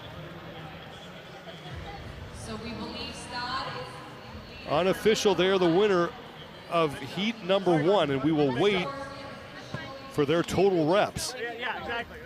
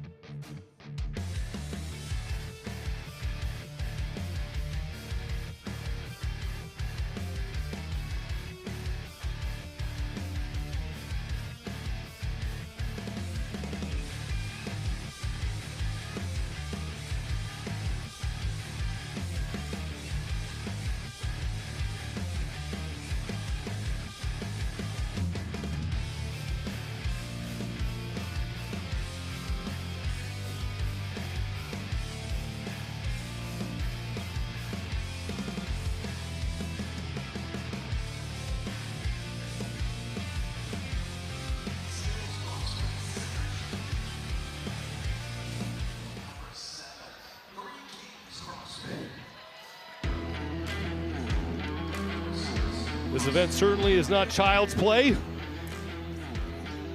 as things get really difficult fast here in test 2. Second and final test of the day here at the North America East semifinal. I'm Sean Wooden with Adrian Conway and Mike Arsenault down on the competition floor. Test 2 for the teams presented by Jocko Go. I mean, this thing really doesn't start until you get into maybe round 3 or 4. There's no doubt about it. This 15-minute AMRAP is sneaky. It's 3 synchro muscle-ups and 5 synchro thrusters just to start, and it's in male-female pairs where they add 2 muscle-ups and 5 thrusters each and every round they complete. And it's only 1 pair working at a time, so you do get some rest, but it's not long when we start this thing. 10 teams in this second of 4 heats. Unofficially, Stad CrossFit, they have the top score. We're waiting on that exact rep count, but they got into their round of 13 thrusters and, 13 muscle ups and 30 thrusters. They did not get to the barbell, but they did start that round. So we'll keep an eye on that. That's kind of the mark that these teams will be shooting for to set the top score with 2 heats remaining. Stand by. Heat 2 of 4 underway. 3 muscle ups and then 5 thrusters. The synchronization occurring at the top, and just one rule here, really. Sync them up. Sync them up, and each athlete has to do at least 1 ring muscle up. Yeah, 1 ring muscle up is the only official requirement, which means, of course, we're asking the athletes to express each 4 that they can do 1 ring muscle up, which to me seems like a reasonable standard if you were to punch your ticket through to go to Madison. Most teams have made the tag to their second pair. CrossFit Hard Knocks in lane 3. They were just ahead of a couple of other teams, one of them being the team you're looking at now, that's Stay Strong CrossFit Black. And early on, we're going to see many, many transitions happen very, very quickly. It's not that these athletes need to be racing right out of the gate, but they need to execute the reps prescribed as efficiently as possible. Use their legs early for the thrusters to save their arms. Pull only as much as they need to on those ring muscle-ups and set themselves up for success in the latter 7 minutes of this test. Stay Strong CrossFit Black. They were the first team to make the transition. I think that's Pat Finn, who's having some problems on the rings there. He's paired up with Sammy Scorzelli. 3 Kings CrossFit, they were right behind them. So 3 Kings CrossFit in lane 7, moving ahead now of Stay Strong CrossFit Black. Lane 7 and 8. 2 of the teams here on the lead pace. In the round of 5 muscle ups and 10 thrusters. Hard Knocks in lane 3. They just made their way back. They're on the left side of your screen. I've seen a couple of athletes have to go back because they're going around the barbell. And from a pacing perspective, something to be mindful of is that our heat leaders in the first heat were coming off of their round of 15 thrusters at 5:15. So that means they were 3 rounds deep at 5:15. And 5 muscle ups.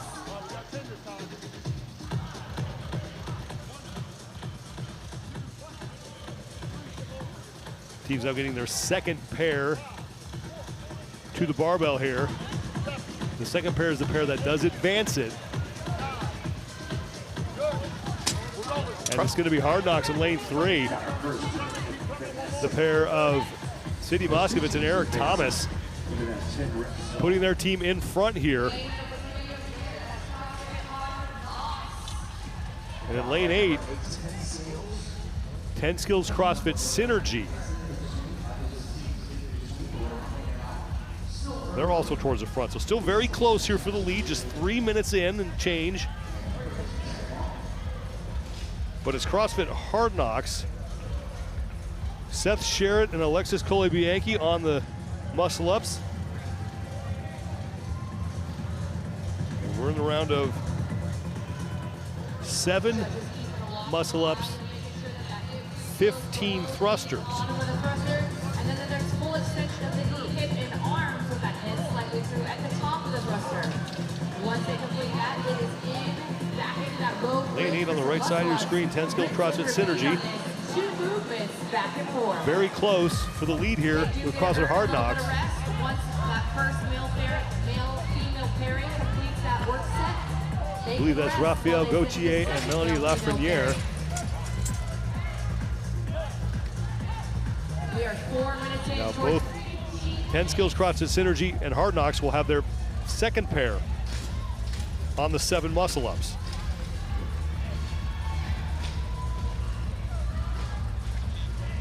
Eric Thomas and Sydney Moskowitz back on the muscle ups. Moskowitz on the rings.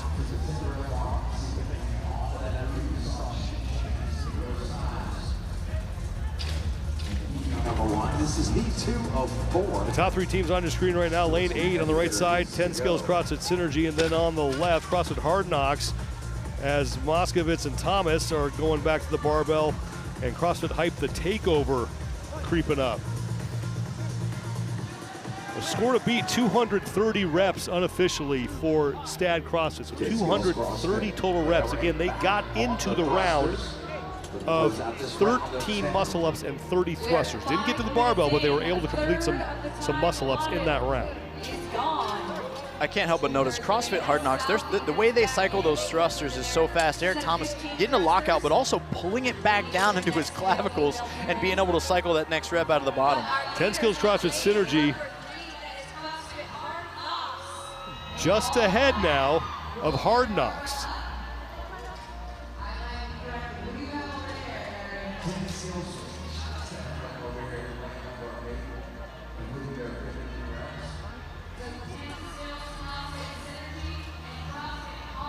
Yannick Boyer and Melanie Lafreniere are the 2 working on this round of 9 muscle ups and 20 thrusters. They are in the lead right now in this heat. Second of 4 heats here in the final test of the day for the teams. And we still got a lot of time left, but they are just a few seconds ahead of the split that was established in Heat 1. So 230 reps from Stad CrossFit. That's 10 muscle ups into their round of 13. Here comes Seth Sherritt and Alexis Kolobianki for Hard Knocks. Rapidly approaching the halfway mark. Keep pointing out, one seat, stop, getting Hard Knocks on the left. 10 Skills CrossFit Synergy on the right. And again, it's coming down to cycle rate. Look at how Hard Knocks gets in about a rep and a half per the other team's cadence. Seth Sherritt doing a nice job on the left side, getting readjusted as he and Alexis Kolobianki got a little out of sync there. And that's the tough part, Sean. It's not when we're fresh that it's difficult to sync up, but it's when we're both under fatigue and one happens to be suffering more than the other.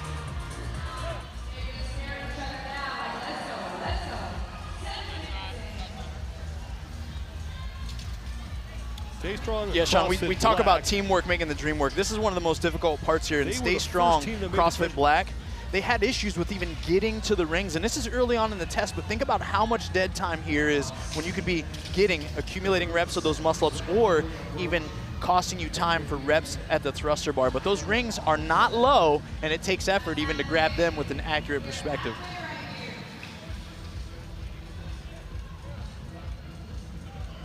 Ten Skills CrossFit Synergy continue to lead here.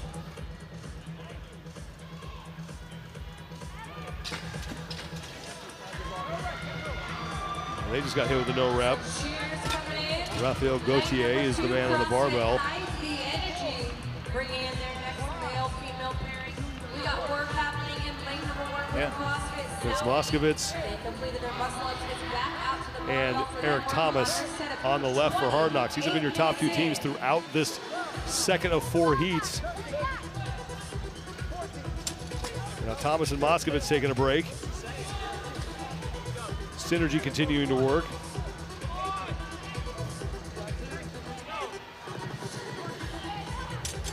Let's send it to Mike Arsenault.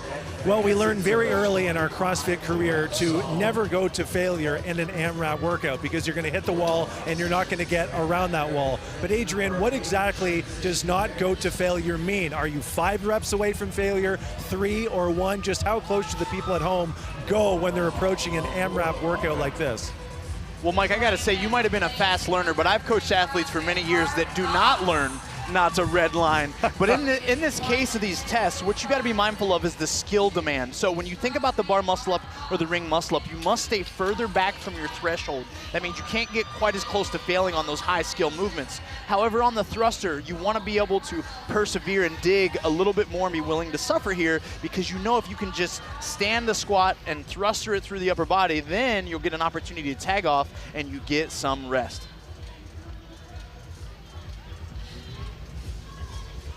Ten Skills CrossFit Synergy in the lead in their round of 11 muscle ups and 25 thrusters. On the left is Hard Knocks, and they are starting to cut into 10 Skills lead a little bit here. Seth Sherritt and Alexis Coley-Bianchi, the two athletes working for Hard Knocks, is the pair from 10 Skills CrossFit Synergy on the right side of your screen. They're going back to the barbell here for round 1 of 2 at this rep scheme. And going into this round, they had established about a 12-second lead on the previous split of the leaders there. So, you know, something to consider again is how will they now manage the back third of this test, these last 5 minutes? How are they going to deal with the fatigue they've built, and can they stay on the pace? CrossFit 1977 in lane 5 in the middle of the floor. They are ahead of Hard Knocks for second place in this heat.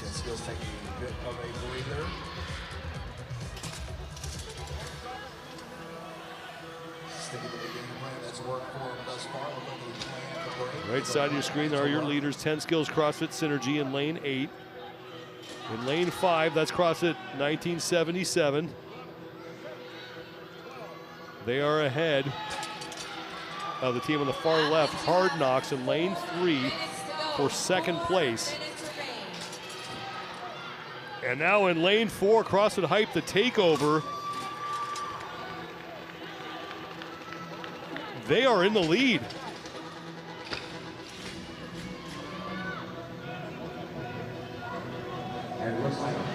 And as you watch that start to happen, any kind of exchange, especially this late, right? The back third, as we mentioned, that tells me that they were running their own race a little bit more strategically early in this test versus getting caught up in the hype and or the excitement of competition when a lot of the other teams might have done a little bit too much work too soon. Tara Demers and Rob Thomas in their round of 11 muscle-ups and 25 thrusters. Stad CrossFit from Heat 1 has the score to beat unofficially at 230 reps. And now Demers and Thomas switching in the middle of the round. This is legal. You can do this. It's the first time I think we've seen it, though. Yeah, and to me it looked like a wise decision because Rob was struggling with those ring muscle-ups. Arms were getting a bit wider. So in this instance, she's able to come and give him some reprieve by her going to the rings and him working on the bar. CrossFit 1977.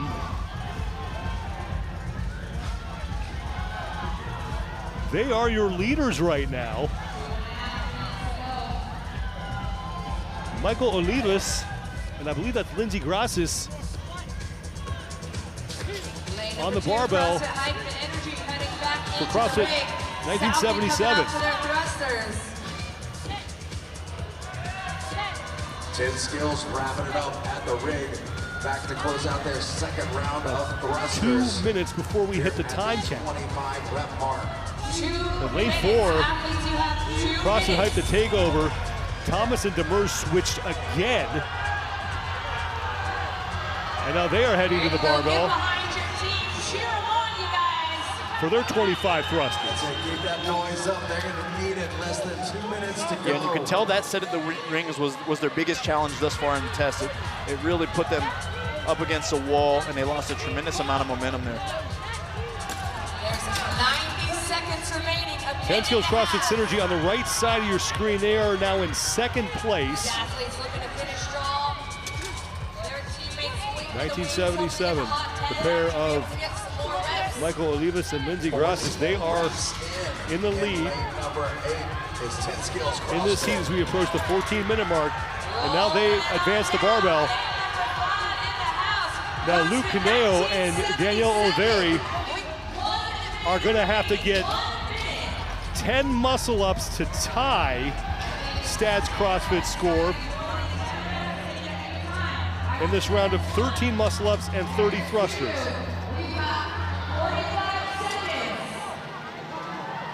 Muscle-ups still looking very strong. Catching them high above the rings, it saves the triceps.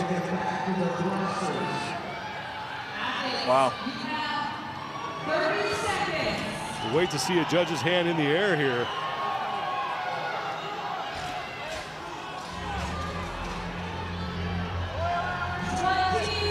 And there it goes. And that should be their final rep. Yep, that'll do it. So CrossFit 1977, now they have the top score of 233 reps unofficially, and now it's just adding bonus and the no rep to start. That will count. Wow. They got 2 thrusters in. Did CrossFit 1977, and they have the new score to beat, 235. That's unofficial. Way to go that big after that much work on those rings. That's extremely impressive.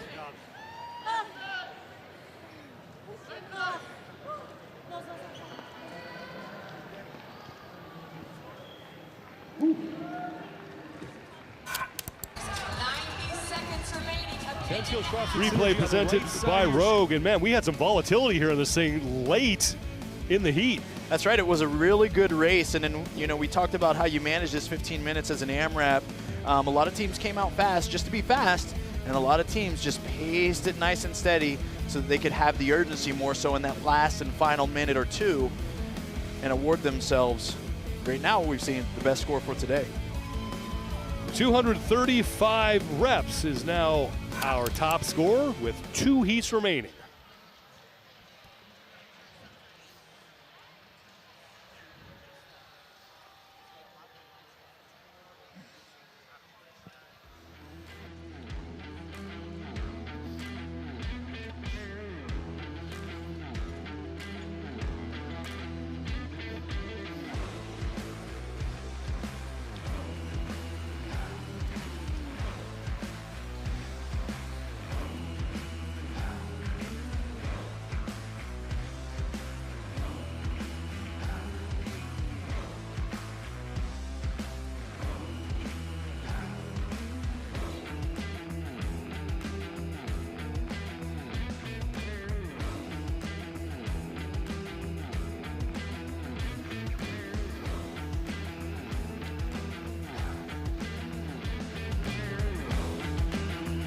We are halfway through the second and final test of the day for the teams, test number 2. 2 heats remain here at the North America East semifinal on the opening day of competition. Glad you're with us, everyone. I'm Sean Woodland alongside Adrian Conway. Mike Arsenault's down on the competition floor. We'll hear from him in just a second.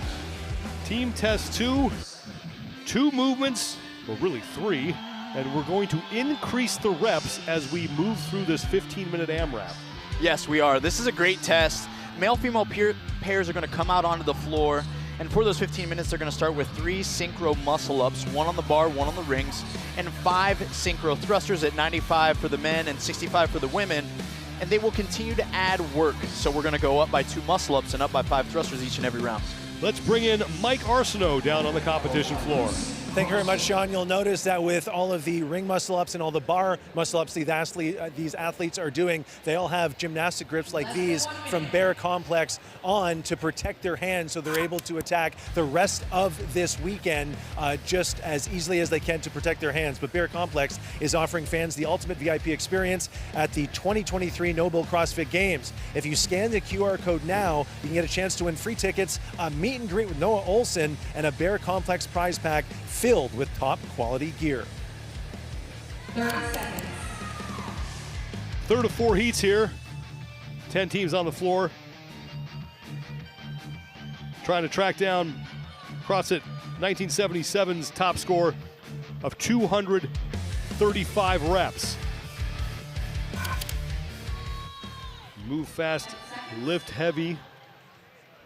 Yeah, these were one of 6'5" there in lane number 6. Yeah, they were one of those bubble teams, man, coming into this weekend, and with a test score probably not the way they preferred it in test 1. They've really got to come out and seize this one. 3 muscle-ups, 5 thrusters to start. 95 pounds on the barbell for the men, 65 for the women.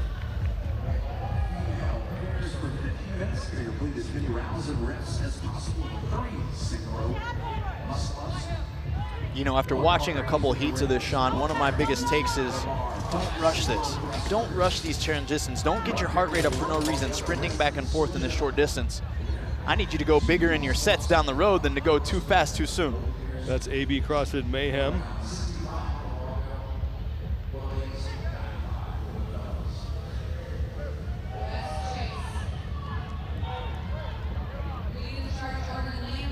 Down the bottom of the screen.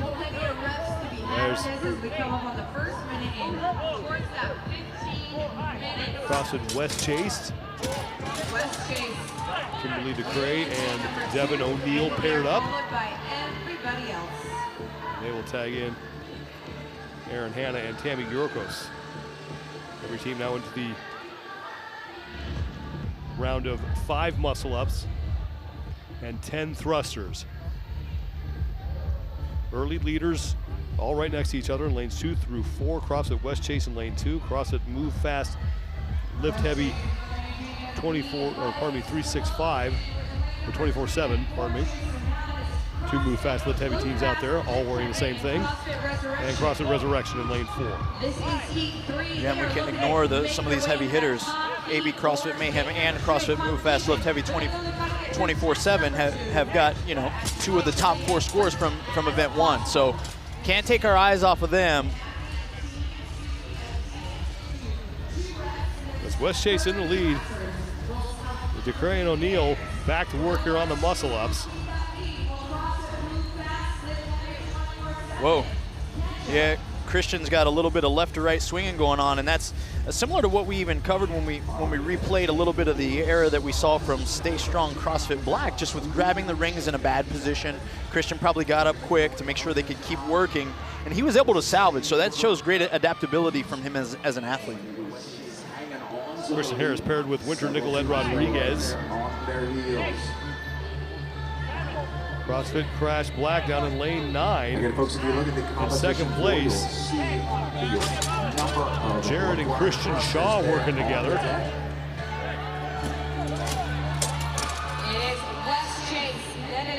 West Chase, they were the first team to advance their barbells into the box of 15 thrusters. Is now Aaron Hanna and Tammy Yorkos start on their set of 7 muscle-ups. Synchronization occurs at the top, and during the course of this test, every athlete has to do at least 1 ring muscle-up. That's you right. can switch in the middle of the sets however you want. Just got to get the work done.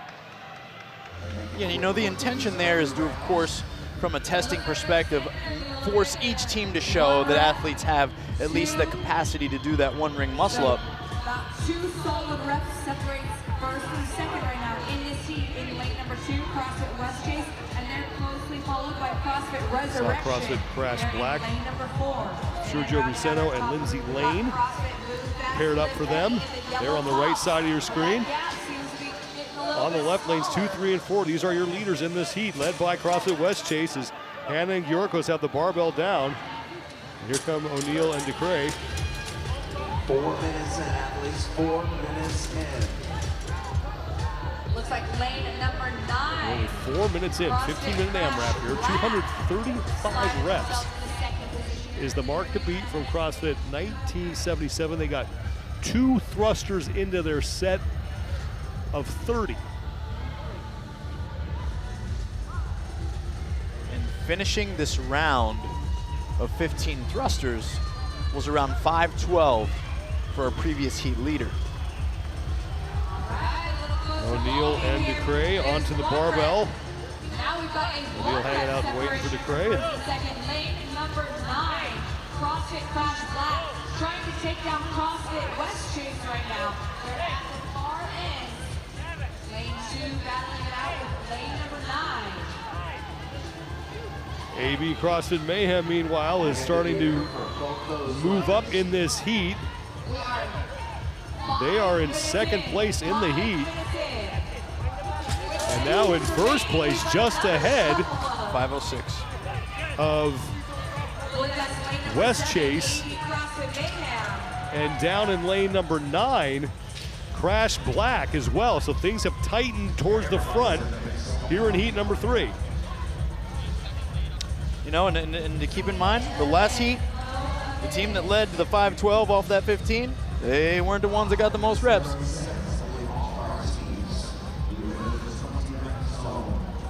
Have you ever been in an affiliate, been leading a workout, looked to the left, then looked to the right and wondered, is this a mistake?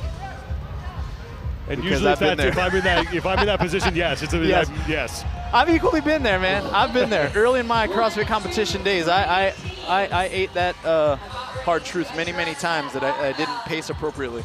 Ivan Verdun and Maria Camila Quintero towards the top of your screen. Quintero in that yellow shirt for AB CrossFit Mayhem. They are your leaders right now in this 3rd of 4 heats. AB CrossFit efficiency, I think. Both these athletes moving amazingly, making the reps easy to judge, right? Clearly below parallel on the squat, locking their elbows out aggressively at the top. With no pause, cycling right down into the next rep. This will really add up as we continue to add 5 reps to every round they come back to the thrusters. You do not see that pause, one partner waiting for the next to get to the top. That was some beautiful work there from Quintero and Verdun.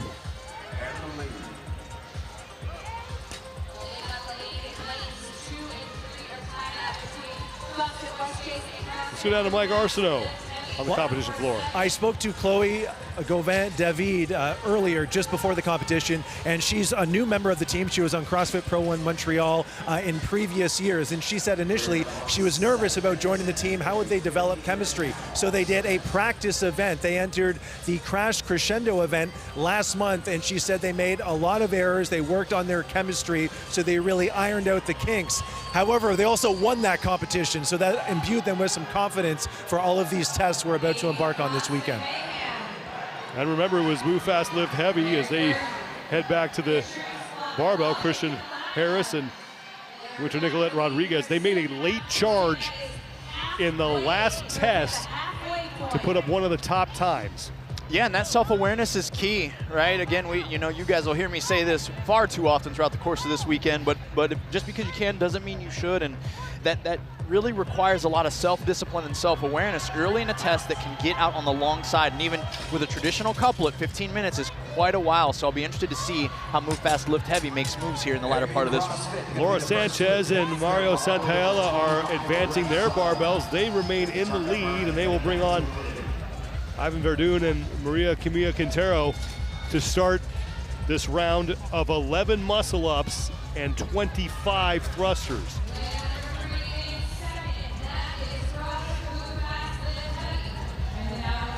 And with the conclusion of that round, it looks like they're a little closer now to the split that we saw from the heat before, only just a few seconds ahead. 235 reps is the score to beat from CrossFit 1977 in heat number 2.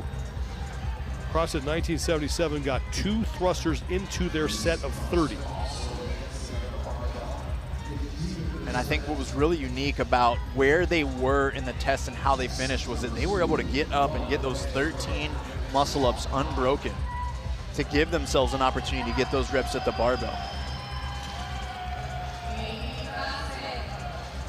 Quintero and Verdun back to the barbell.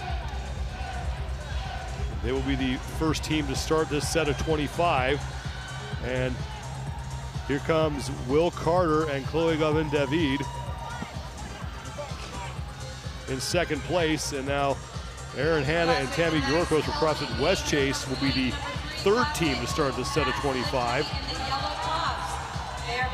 CrossFit Resurrection. They are on to their set of 25 as well. And AB CrossFit Mayhem just having the ability to cycle those thrusters a touch faster, rep for rep than the competition. And it's allowing them almost every round to gain just a touch more distance between those and their peers.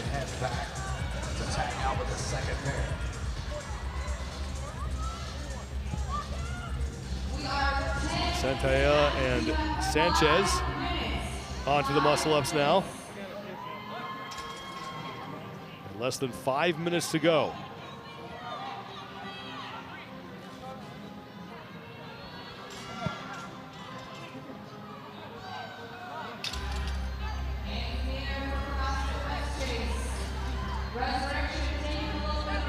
Not missing a beat on these muscle-ups. They have not broken this set of 11.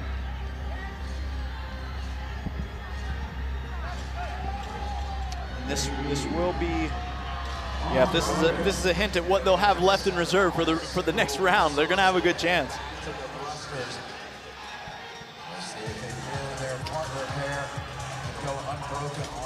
As we hear the chants from AB CrossFit over there. And a no rep to start things off.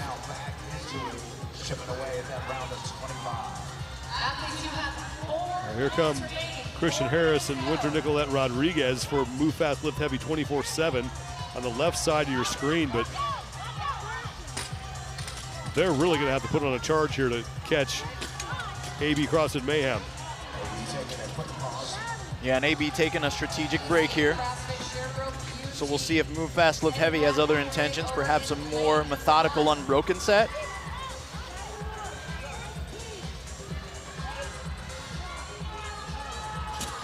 Nope.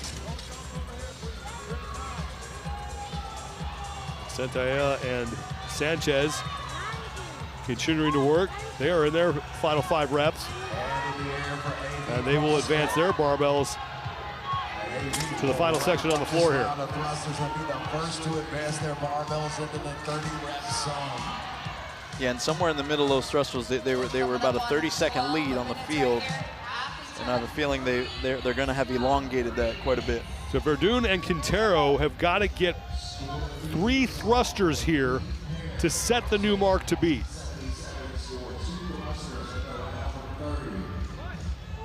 .235 reps unofficially. That's our top score. And AB CrossFit Mayhem has a really good shot at tracking that down. And again, look at the ring muscle-ups happening. How high he's able to catch those above the rings to save his triceps. What allows him to do that is that he's able to transition over the rings early without his legs getting high laying under the rings. And that really adds up over time, saving his triceps.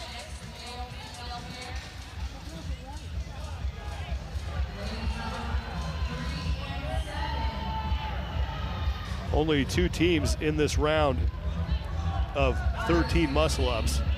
Move Fast Lift Heavy 24/7 and AB CrossFit Mayhem. You have 2 minutes, athletes. 2 minutes. Quintero and Verdun are done, and now they will look to set the new mark to beat here with now 1:45 to go before we hit the time cap. They only need 3 thrusters to establish the top mark. Exactly. Isn't that wild? As you mentioned, with 1:45 left, they're about to tie the score with about 1:40 ahead of the split by now. And they are your new leaders.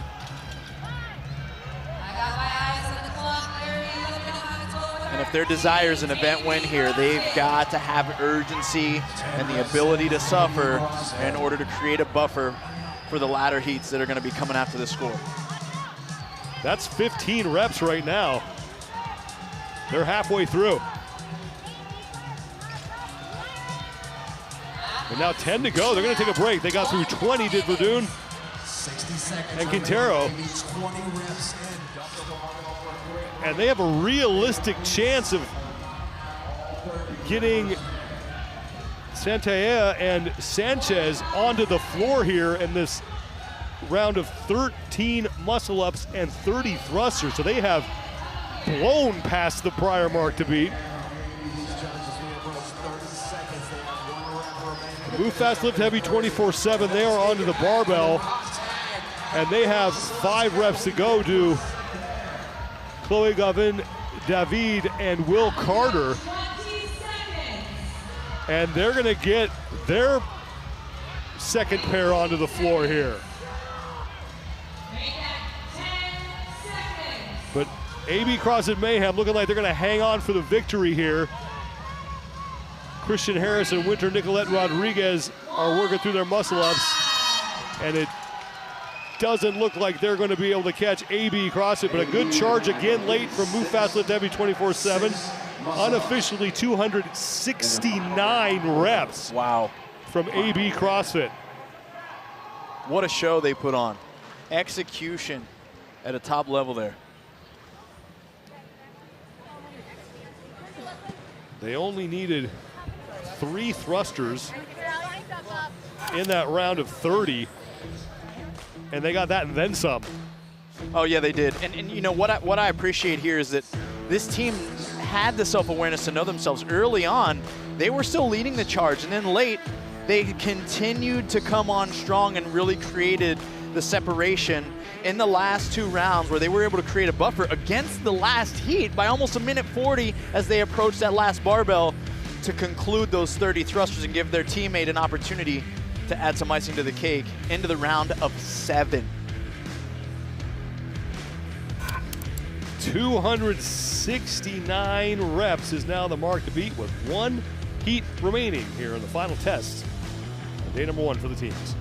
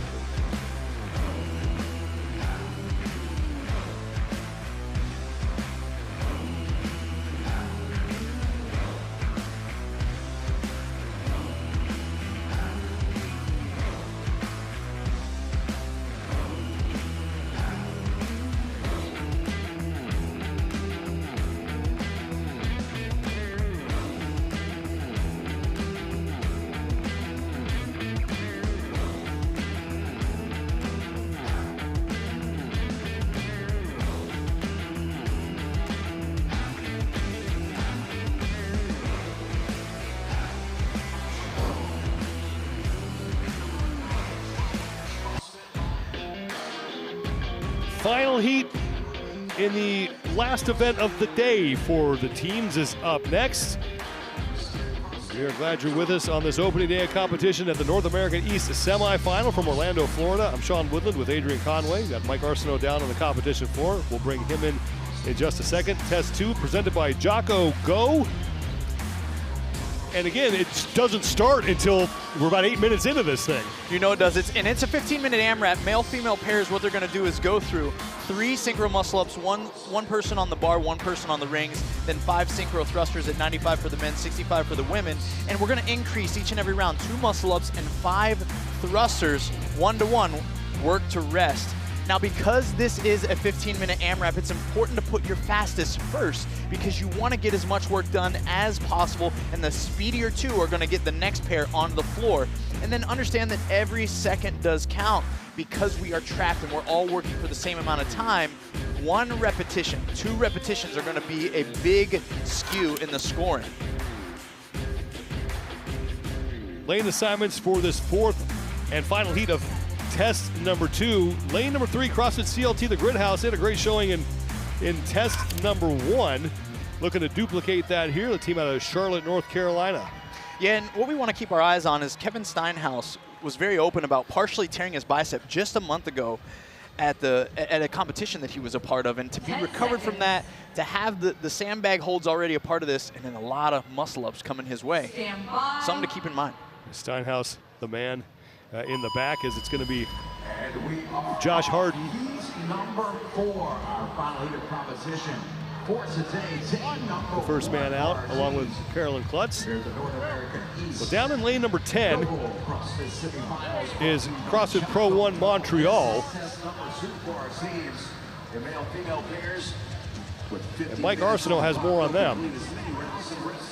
Facing some adversity coming into this competition, Captain Fred Dubé broke his foot 2 weeks ago. They had to sub in Antoine Boyer. Now, Fred's strengths were anything with muscular endurance and cardio, so that's why Pro 1 struggled in test number 1. However, Antoine is a very strong presser, so look to see Pro 1 Montreal make a move here in test number 2. And Fred, although he is the leader on the floor, he has the coach's ticket, so he can't help on the floor, but before and after these tests, he's still helping out his teammates.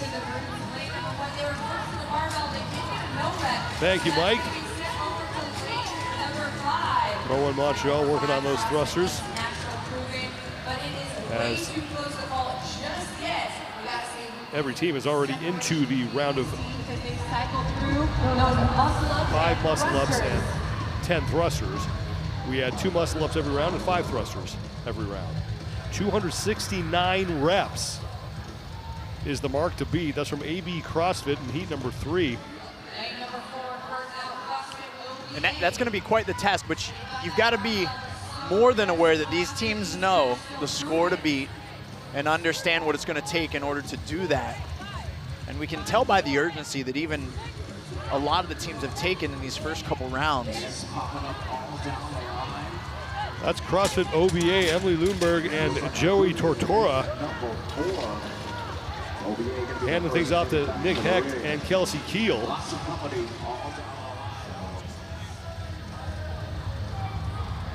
There's Kelsey Keel in the pink shorts. Twila Maracagno is next to her. He's paired with Taylor Williamson for East Nashville Proven.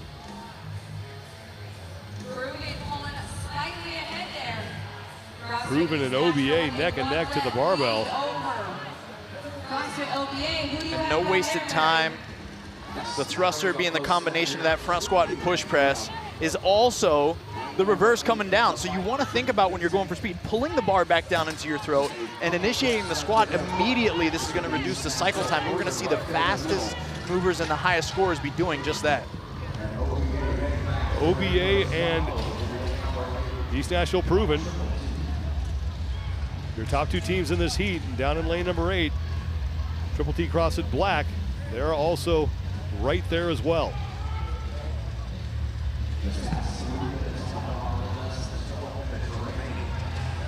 Triple T CrossFit Black on the right side of your screen. Lane number 5, pulling ahead. That's CrossFit East Nashville Proven. Nistler and Paulson for Proven are done. Tortora and Lundberg onto the barbell. Set of 15 thrusters. 3.5 minutes gone by. 15-minute time cap in this event. It's an AMRAP. Everyone's going to work for 15 minutes.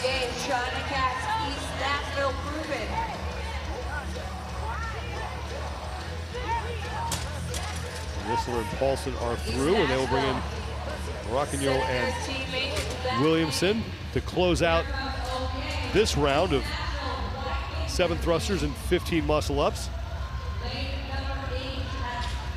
And again, we see different strategy approaches.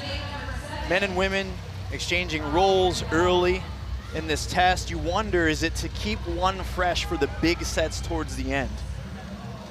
Nick Hecht and Kelsey Keel on the far left side of your screen for OBA working together. It's a little quiet out there, guys. Let's put our hands together for these athletes. Williamson and Maracagno to the barbell. Right behind them, here come Hecht and Keel for OBA. And then in lane number 8, Triple T CrossFit Black. Yeah, and there are nuances happening here, even as we watch East Nashville Proven go to work, and we watch Taylor Williamson, and the descent of her thruster, you watch, she starts to break at her hips just before it makes contact with her upper body in order to even gain an extra split second in her thruster. Jordan Adcock and Mike Needleman paired up for Triple T CrossFit Black. As now Paulson and Nistler on their round of 9 muscle-ups and 20 thrusters. They are in the lead. OBA on the left side of your screen is right behind them. And then CrossFit Mayhem Independence on the right. Angelo DeChico and Kyra Milligan in the top 3. And Triple T CrossFit Black in that fight as well. They are down in lane number 8. You see Paulson and Nistler making their way to the thruster bar. They started that round about 14 seconds ahead of our leader in the previous heat. Bloomberg and Tortora for OBA in second place. Tanner Balaz and Hannah Hardy get to the barbell for Triple T CrossFit. They're on the right side of your screen. Angelo DeChico and Kyra Milligan down to the barbell in fourth place. 6 minutes gone by, 9 minutes remain, 269 reps is the score to beat. Belongs to CrossFit 1977. And Sean, when we think about experience, these teams out here got it. We got 6 of the top 10 scores so far from event 1 out here on the floor. You think about the pace they've established. We're only 6 minutes in, but you don't have the same, or I don't have the same judgment on their pacing selection, because I'd say they got to be aware at this point, right? Like, we're probably not going to see a ton of dropped pacing strategies, at least at this point, you'd like to think. 9 muscle-ups and 20 thrusters is where the leaders are in this test. It's East Nashville Proven in the middle of your screen. Taylor Williamson and Tola Maraquino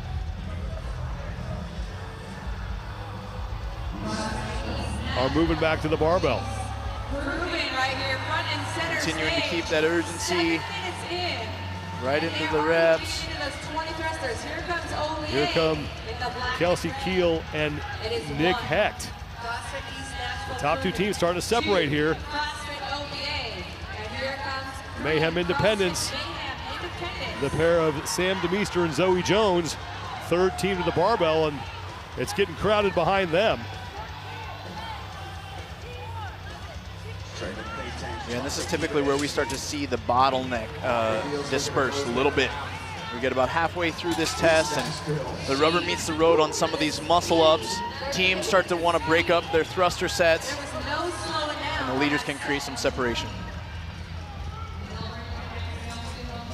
Proven will be the first team into the round of 11 muscle-ups and 25 thrusters. About 8 minutes now gone by. Hecht and Keel are back, bottom right-hand part of your screen for OBA. They are still in second place. And now DeMeester and Jones for Mayhem Independence, as DeChico and Milligan are back to work. These 3 teams on your screen into the round of 11 muscle-ups and 25 thrusters. Mike Arsenault's down on the competition floor. Mike, what do you have? Thank you very much, Sean. I'm assuming there's method to the madness in terms of how these teams are pairing up their athletes for this test number 2. So, Adrian, my question to you is, if you were coaching one of these teams, how do you pair the athletes? Is it based on the thrusters, or is it based on the muscle-ups?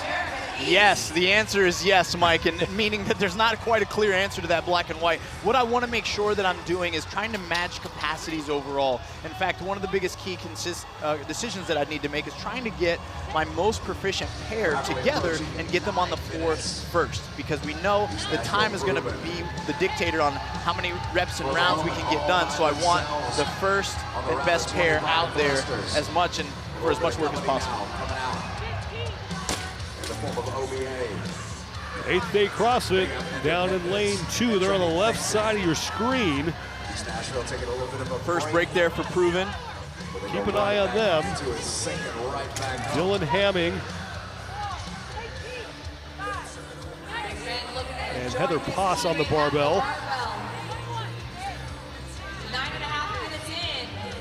They're starting to put on a late charge, and this is where we have seen movement as far as placement is considered in the prior heats.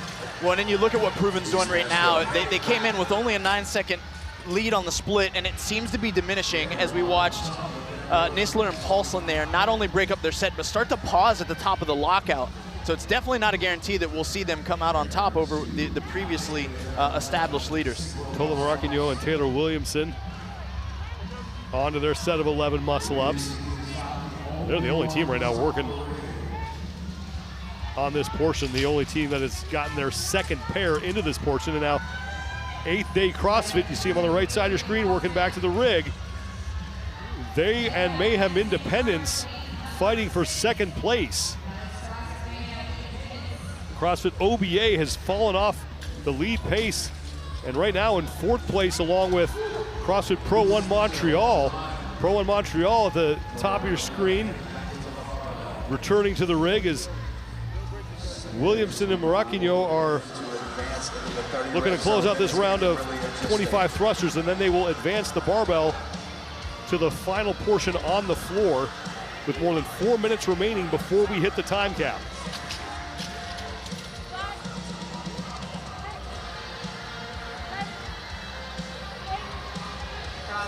How big can you go on these sets here? These thrusters are what's going to dictate how proven finishes, not just against, of course, this to the left and to the right within this heat, but overall. Here come Michael Potts and Rachel Klausing for 8th Day CrossFit. Awesome master. In the 35 to 39-year-old division. 3.5 minutes to go before we hit the time cap.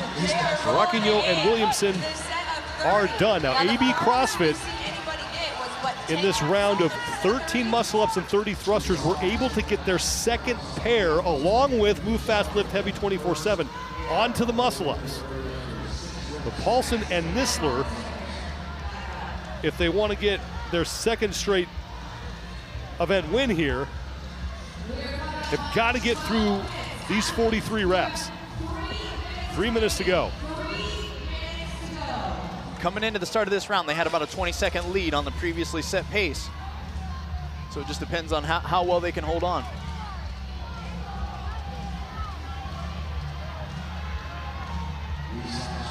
So far, both Paulson and Nisler going unbroken, and now they're going to break.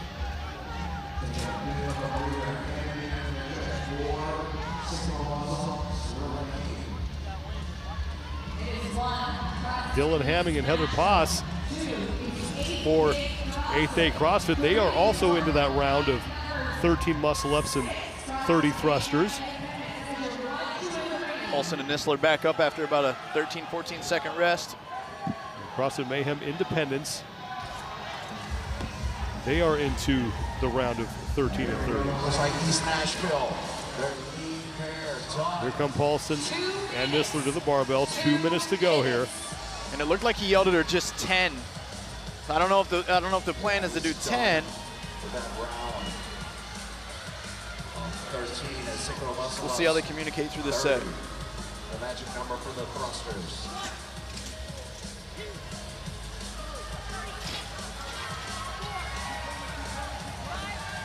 The athletes are coming up on 269 reps is the score to beat from AB CrossFit in the prior heat. And again, they got their second pair onto the floor in this portion of the test. Yeah, once that bar dropped there, that almost puts them out of contention to beat AB CrossFit at this point, especially with how long it's just sitting there. 265 is the next best score. That's from CrossFit Move Fast Lift Heavy. After that, it's 246 reps. So a top 3 finish, still very much in the cards for East Nashville Proven. Less than a minute to go. Another break, still not out of this block yet. And this is where you have to really try to, not that they're not digging it already, right? We've watched them persevere through this test up until this point, but you've got to be willing to almost risk failure in some of these last thruster reps to get your teammates on the floor. Ben Smith from CrossFit Krypton in the background there. He'll start his set of 30. Less than 30 seconds to go. So 5 reps to go for Paulson and Nisler. The AB CrossFit Mayhem looking like they're going to pick up an event win, a test win, and add 100 points to their total. 10 seconds. With 10 seconds remaining, Paulson and Nisler probably not going to be able to get Maracchino and Williamson any reps here. But they will take the heat. And depending on where things shake out, likely they could be our overall leaders heading into day 2 tomorrow. One more big round of applause for CrossFit East Nashville Proven. We had some volatility behind the leaders, but the leaders were there pretty much throughout this test. And you know what we saw as this test really started to play it out is as smooth as fast. You know, they started early and they paced themselves early. It was a very tight race, but the execution is what it came down to at the end, and they were create some great separation right around minutes 9 through 11, and then of course hold on and what seems to be an unofficial 4th place in this event. And for the second time today, CrossFit East Nashville Proven gets to have a conversation with Mike Arsenault.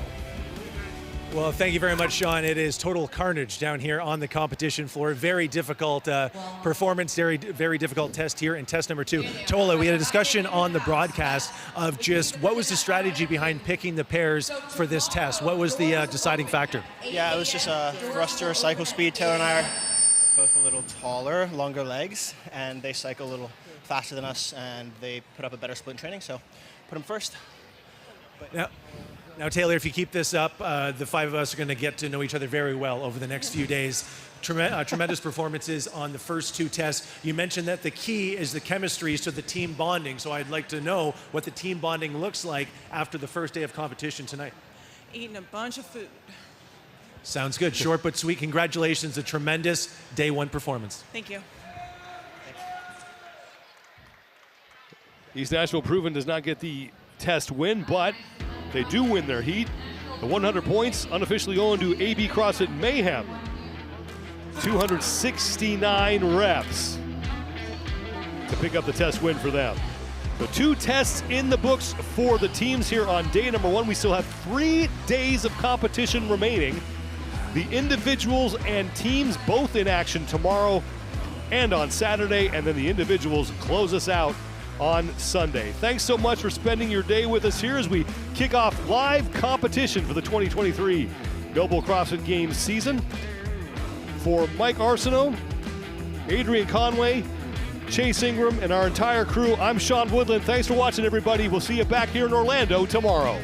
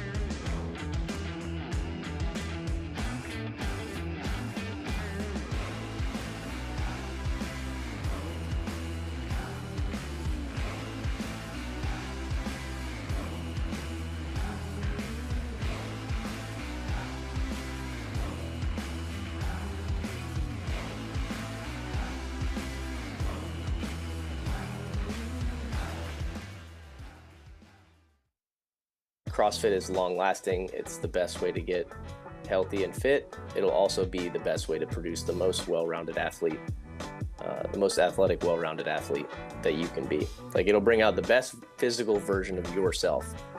And that's what I love about it. And that's why I compete. And that's why I own the gym. Seeing what you're physically capable of, I think, is something that I've always wanted to push that limit and push that boundary. And CrossFit gave me the ability to do that. I would tell someone that's intimidated by CrossFit to take the leap of faith and walk through the doors. Athletes you see on TV are the 1%. So you don't have to be physically fit to start. It doesn't matter what other folks are doing. This is about you. This is your fitness journey. It really is infinitely scalable to everyone. It's a gift to your kids for them not to have to take care of you because you can no longer function. And CrossFit will allow you to do that. You're gonna feel better coming out of it than you did going into it. Just get inside the door, and then we'll take it from there.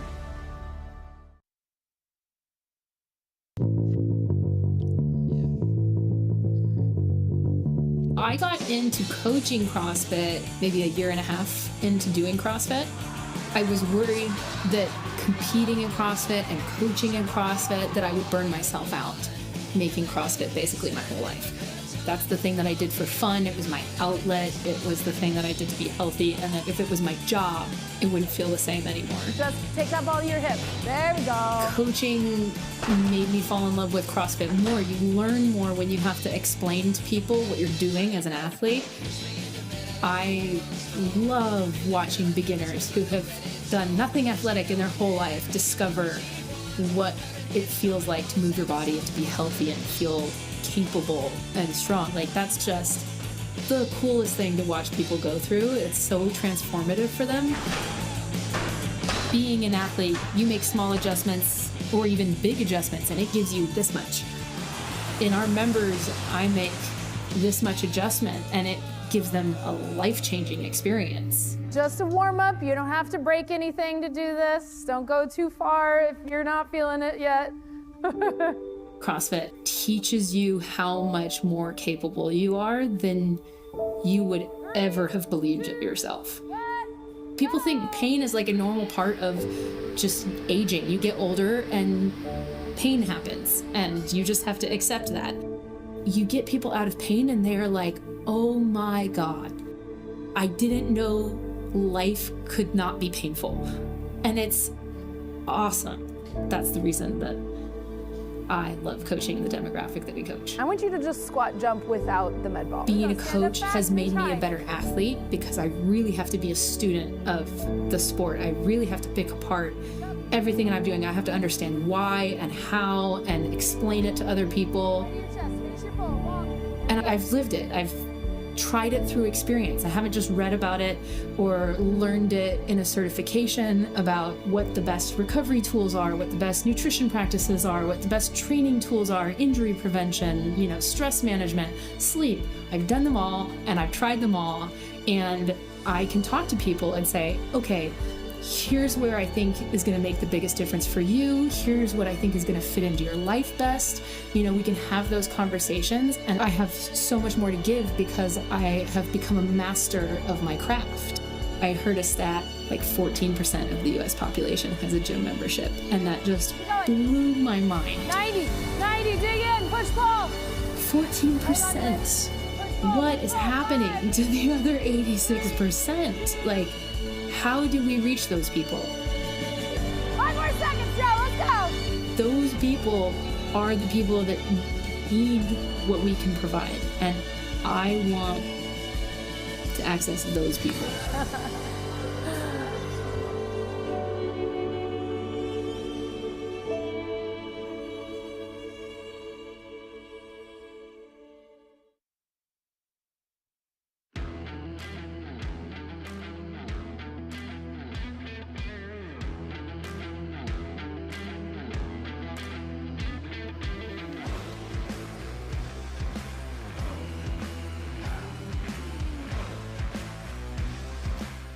One day down, 3 to go here at the North America East Semifinal in Orlando, Florida. Thanks for sticking with us, everyone. I'm Sean Woodland with Chase Ingram and Adrian Conway. We saw 2 tests for the teams today, Adrian, and just after having the viewpoint that you were able to have, what stood out to you the most through these first 2 tests? Well, it was business as we expected. That's what stood out to me the most. The teams that we picked to be towards the top executed the way that we thought that they would. They're going head-to-head between Proven, between Mayhem Independence, and, of course, Move Fast, Live Heavy 24/7 also put us on notice here within these first two tests. Yeah, experience definitely paid off. Chase, we'll get to you in a second as we talk about individuals, but let's take a look back at the two tests we saw today. Test number one, the winners, no surprise, as Adrian said, East Nashville Proven takes the 100 points with a time of 19 minutes 15.24 seconds. And they had no problem with this thing.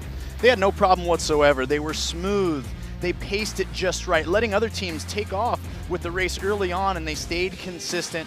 They ran their own race, and of course it was a longer test to kick it off, so now we know they've been working on their endurance. Your Don't Weekend moment of the day presented by Rogue occurred in the same test but in the prior heat. AB CrossFit on the right side of your screen. They looked like they were cruising to an event win, but Move Fast, Lift Heavy 24/7 were able to pass them, and they get the heat victory.